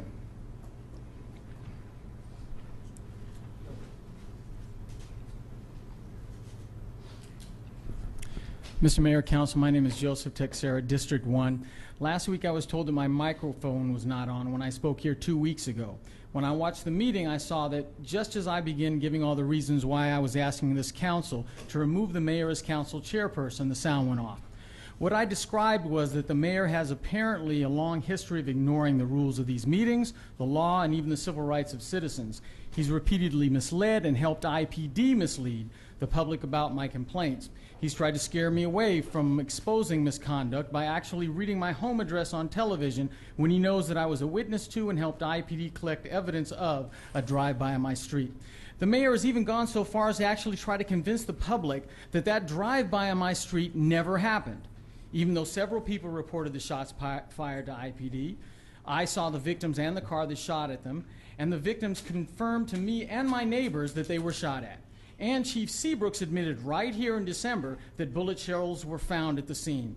And this mayor was the defendant, the bad guy, and the loser in one of the most important civil rights cases in decades. Court documents say Santa Monica Police Chief James Butts issued a training bulletin to his officers telling them, quote, that they may continue to question a suspect who has invoked the Fifth Amendment, unquote. And the Yale Law Journal says that James Butts' police department admitted to, quote, the existence of both the training materials and the policy of deliberately violating the Miranda rules, end quote. All this, I believe, disqualifies the mayor from running these meetings fairly and honestly and according to the rules and the law. I've placed copies of these public documents confirming all these facts in the lobby for the public. Those copies also include the letter I received from the Civil Rights Division of the United States Justice Department, saying that it is investigating both IPD for developing a, quote, practice of not providing police services to City of Inglewood residents, unquote, and Inglewood city officials for, quote, negligent and unethical conduct, unquote. I want to make one thing clear. I'm not suing anyone. It is the United States Justice Department who is suing or litigating these allegations of civil rights misconduct. It didn't have to be like this. I came here almost a year ago asking this council to help improve the protection and service provided to Inglewood residents by IPD. I fully expected this council to do the right thing. However, this entire council chose to play politics, hiding the obvious and dangerous problems in IPD, like an IPD officer saying that shooting a gun out of a car in Inglewood was only technically a crime, and then an IPD lieutenant and a captain and a chief covering all this up by lying to the public. So I had no choice but to go outside the city after about a year to file a complaint with the Justice Department. Hopefully this will force change in IPD and the City Council. Thank you.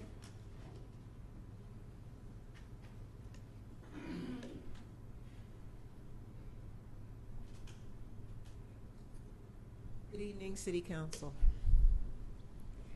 I'm not going to be very long. I just want to make another recommendation. Last week I recommended that everyone get the book White Wealth, Black Labor, White Wealth. This week I would like to recommend you try to find a DVD, and it's called Hidden Colors. You can find it, Google it up on the internet, try to find it. It's very enlightening as well. And we all do have to talk about the situation of race in the United States. We have to, because our poor young children do not realize who we are as a people. So if you can find that DVD, it'll be very important. Thank you. Thank you. Mr. Davis.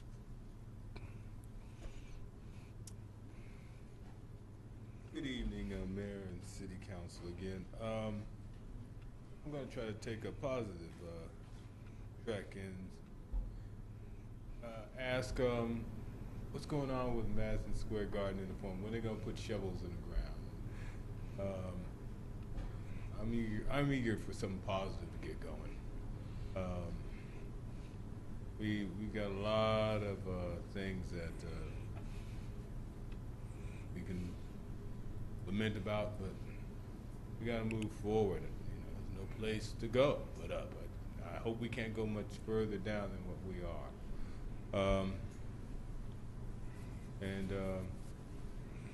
I hope that in some small way, a city councilwoman has my phone number. If she has some ideas about doing something to improve the district and she thinks I can lend a hand, I'm happy to oblige. Same thing goes for the mayor, and actually anybody else on the dais, because that's what it comes down to, folks.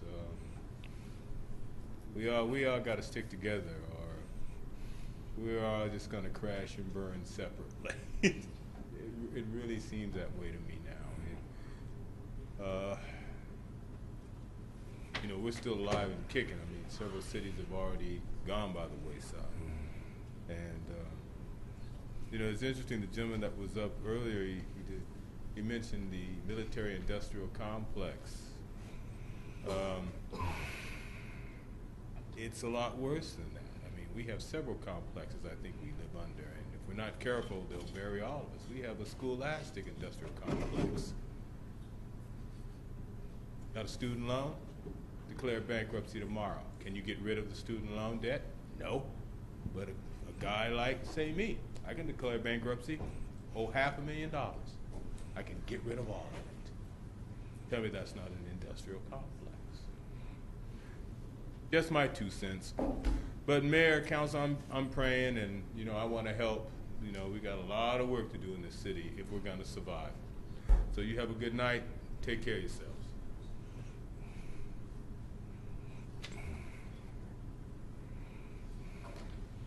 My name is Diane Sombrano, and I guess It's hard to follow something like that because I used to believe things couldn't get much worse, and look how far they've come. You know, but I think one thing that remains constant is really sick, pathetic, and disgusting. I remember years ago I came and I brought a key and I said, gosh, the lock and the key shouldn't be a hard thing to deal with. And it helped for a little while. Then I brought a jar of money after I don't know how many times bringing up the fact that we apparently lost a key and couldn't get it replaced, so I contributed the money to replace the key. And here we are again.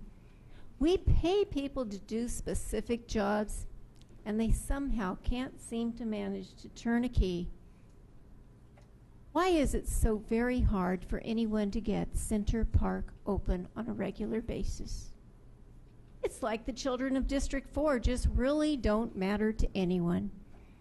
Every single Friday since we've had a change of personnel, we can't seem to get that park open until somebody calls. But classically, the answer we get is, well, what do you want me to do about it when we call? How precious is that? How about their job? And then it was classic. The guy came reluctantly, was not happy having to do it. We had to ask him to come back because he didn't even bother to open the bathrooms after he got there and opened 2 of the 3 gates. What a concept. I already gave you the whole issue to fix it. What is it now? 4 times. Maybe when everybody currently employed drops dead, and so do I, someone will figure out how to open that gate. But let's move on to something happier. Isn't it exciting now we're reinventing the wheel and doing what? Let me see. We already said we would do, I don't know how many times before, a senior center all over again. We've been here and done that, and been here and done that, and been here and done that. And I've gone to so many charrettes, it's like I can almost give the speech like I used to whenever Pat Way was not feeling well for the CBDG stuff. Anyone remember her? She got laryngitis one year. Yeah, it's really sad. But you know what? What's really dreadful is when someone says that some of us come here just because we want to see ourselves. It's not for that. We love this community. And it's unfortunate because someone very dear to this community passed away, and not a single one of you noticed. That man's individual collection of items could have filled 2 museums. And I don't think I'm going to mention it. I'll let you try to figure out who it is and let you know next week, because you should have all known it. Thank you, Mr. Brown. Appreciate it. Dr. Austin, I'm not going to stay up here long. I just need to ask one thing. The senior building, I mean, whatever you're trying to build, do now, is it to my understanding that it's not going to house the seniors that's over here on Centinela? It won't be residential. It'll be a recreation facility and a gathering place.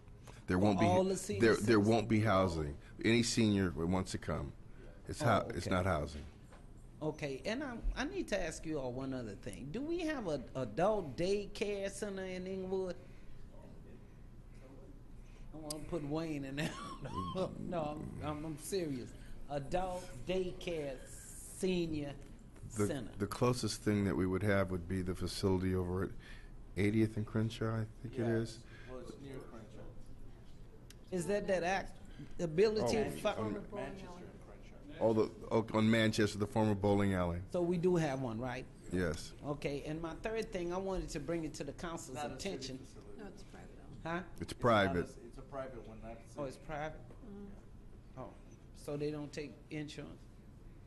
We don't know. Oh, We don't know. I'll check into it. One other thing I want to mention that I think you all should pick up the ball and try to get with it. I've been reading several murders, unresponsive. The family here that lost a son on Buckthorn that was walking, he was matured. For some reason, we're not adhering to the 911 calls, Mayor. They responded slow. It's like, I always thought once you dial 911, you must go to the scene there. And due to that issue, this is the second person bled out. And I think you should do something. Actually, Ms. Something's Austin, wrong. it's my understanding the first call was several blocks away. Yeah. We had a rapid response, and it wasn't until we got a follow-up call for the actual location. So the response to the call that was given was rapid. Oh, okay. Okay. Well, what about the lady that got killed with the husband? I don't. Did you say that they said, I think Garcia said that the call dropped and nobody responded? I don't have that information. It was Can you check on that it was there, it was boss? a domestic homicide. The husband shot the wife multiple times. Yeah. She was killed instantly, but she 8 to dialed 9 times. 911 and the phone dropped. Could you check, please, We and could see check. what's We'll going on check. with the police department? I don't. Okay. Thank you. Thank you, Ms. Austin. Thank you. Okay, we'll close public comment. Well, no, we're Wayne. All right. It's 10:45. but- Take this opportunity All right. to express my gratitude to Mayor Butt, Councilman Stevens, Councilwoman Dunlap, Councilman Morales, and Councilman Franklin. On behalf of the consulate here in Los Angeles and the wider Jamaican community, I want to say thank you and the council staff of Inglewood City for participating and your support in our Jubilee celebration as Jamaica celebrates its 50th anniversary. Your participation and your kind support was really well received by all. I came out tonight really just to support Wayne. I am not feeling well, so I just wanted to sit back. But I just wanted to say thank you, guys. Sabrina Barnes, she played an excellent role in assuring us that we got the park. Councilman Stevens, thank you a great deal. And your assistant, John. Also, Eduardo at the park, who was dynamic in ensuring that everything was in good order for us for our celebration. So it was a successful celebration, and I thank you all for your kind support. Thank you and welcome, sir.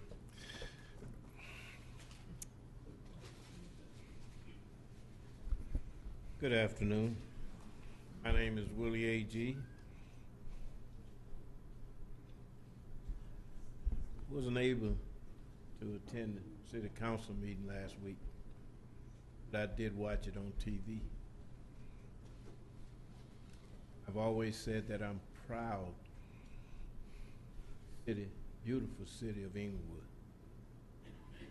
But after watching what I saw last week is a disgrace. There is no respect. This city council is set up.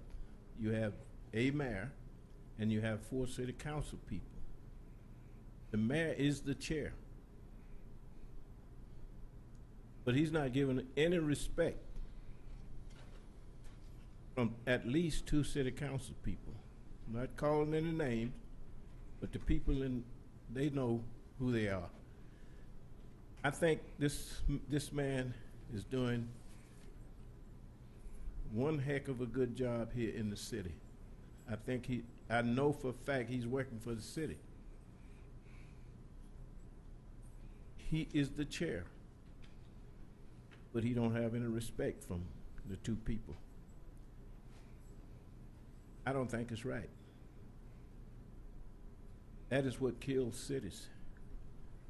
That's exactly what killed the school board here in the city of Inglewood.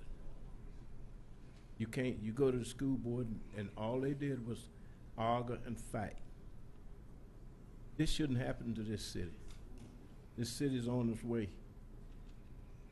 But you got 2 people on the council that disrespect. I don't think they even respect themselves. That's my personal opinion. We shouldn't be here this late tonight. This session should have been over an hour ago. It takes 3 people to pass an agenda item, not 1. It takes not 2. It takes 3. I don't care what you say or how long you prolong, or how much you disgrace yourself and other people on the dais. It takes 3 people out of 5 to pass an agenda item to make this city move. I just hope you change. I know you're up for re-election, but it's a disgrace what happened here last week. Thank you. Well, Bill, did you want to talk? I really wish when it gets this, folks, when it gets this late, I really wish we'd line up. In a case like that, because this is not a place for politicking from here, as far as I'm concerned, okay? And I'm proud of all 5 of you working together on that 3 strikes thing. And you know, I've seen a lot of young men get 3 striked, and I don't know what they could have done by the ages they were to get 3 striked. And then Ray has got a little message there, but he's talking about Buzz Aldridge that just died, and Aldrin, and you maybe you could close the meeting in respect to him. First man to walk on the moon. Armstrong. Oh, excuse me. Neil Armstrong, my bad. Okay. Is there any council? We'll close the public comment, or is there any council comments? Yes, I'd just like to say this. Ladies and gentlemen, I'd like to say that thank you for inviting me to your block clubs. Block clubs are great, and also your block club parties is what I really am referring to. I was not able to stay at most of them. Some I was not even able to attend, but it's because I'm working for you. I'm researching, reading, dissecting a number of different issues, but more importantly, I was dissecting the aviation issue. But that is what I'd like to express to you. I'd like to apologize to Mr. Smith. I was not able to attend your block club meeting, so if you're watching, I'm sure you are, I'd like to apologize for that. I will be in contact with you. Time. When I used to attend these council meetings, as far back years, in the 90s, we would be here sometimes. I remember one night, and Mr. Brown was here. And we were here, and Gil Matthew was here, and Jill Gerard, a former city councilman, was here, and a number of other individuals. We were here till 3:30, 4 o'clock in the morning. And they were seriously taking care of business. And Ed Vinson, I believe, was the mayor back then. And bottom line is that when we come out here, ladies and gentlemen, there is not supposed to be a predetermined vote. And I'm not saying that there is, but it's not supposed to be. Discussion takes place out here on the dais. Legally, I'm only allowed to speak with one other party. If I speak to any more than that, it's called a serial meeting. So actually, discussion is supposed to take place out here. We're supposed to have an exchanging of ideas. So if it runs a little longer, well, that's just because we're operating in the correct fashion. That's all it is. In reference to the agenda item, the item that I brought forward in reference to 3 strikes, there's a reason why I brought that forward. In assisting the many people who call me and ask if you know where I can obtain a job at, Councilman Stevens, can you assist me? I take them to our personnel department and our other facility out to LAX hotels. One thing that becomes very apparent, for the smallest violation, if you have any type of violation on your record, it can in fact hinder you from getting employment. And so I'm so glad, I really appreciate my colleagues recognizing that this is just a small beginning. It's a great beginning, but it's a small one in the right direction. So with that, I'm going to conclude with plenty of time left on the clock. I just want to say to everyone, drive home safely, and thank you for your support. Good night. Any other council comments? Yes, I have comments. Councilwoman Dunlap. Yes, thank you. Actually, I would like to speak specifically to the seniors at 811 Eucalyptus, because Thomas Safran and Associates will be bringing some remodeling to that facility and making it the kind of place you'd like it to be. There'll be more about that later, and I will be meeting with the seniors at that facility to discuss what's coming up for them. They're going to be very, very excited to have a beautiful place to live, just like our other seniors have. So looking forward to doing that, meeting with them. Also, I would like to say that there are many times that all 5 members of this council agree, and that's great. There are often times when members of this body do not agree, and debate is healthy. Differences of opinion is healthy. And the point is, we should be able to speak to the merits of an issue, present our point of view, other people present their point of view, and then we vote. But the public has the right to hear what we have to say so they know where we're coming from. And each of us obviously is representing their own constituents to the best of their ability. We just have differences of opinion, and that's what this country is all about, having differences of opinion.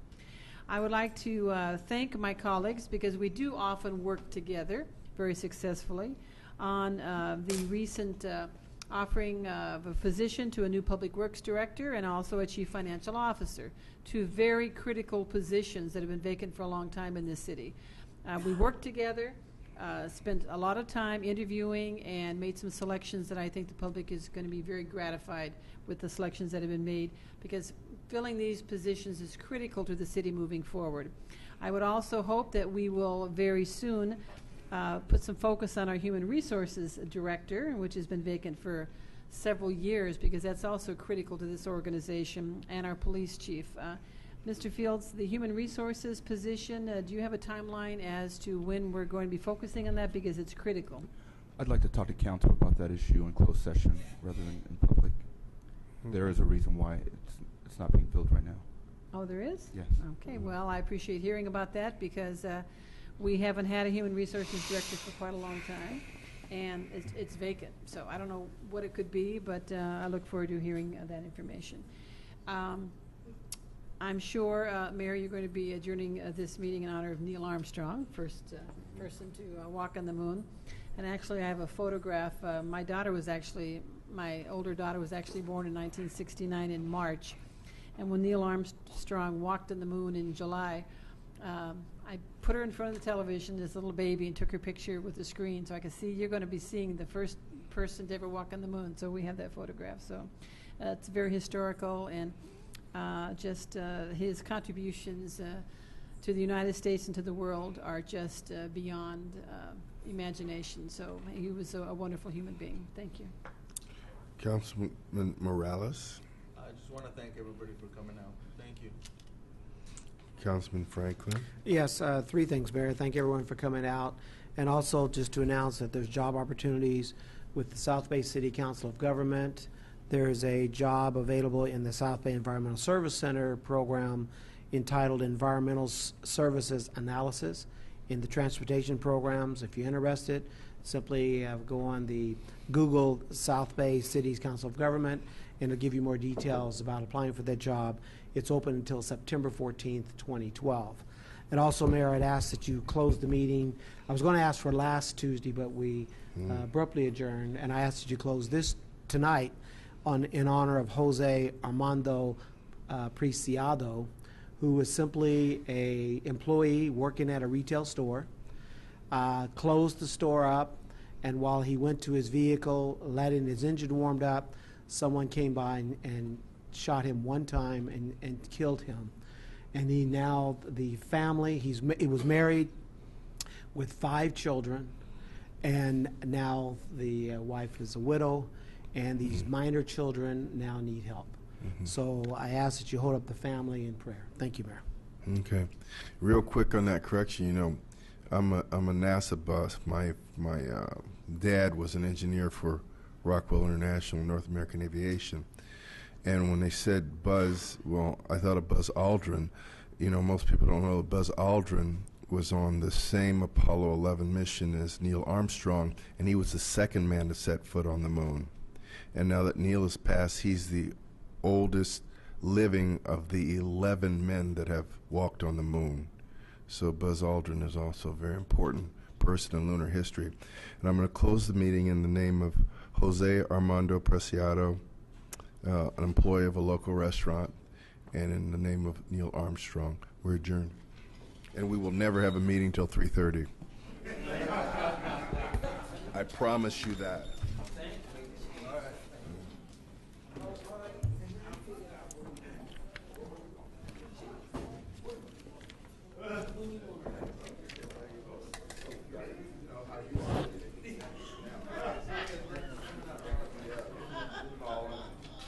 You're welcome, sir.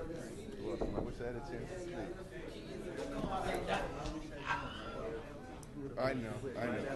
But I have a sister-in-law that's a terminal cancer patient, and we were committed to get her through college. So I told Wayne I had a time limit, but I really wanted to speak. But next time. All right.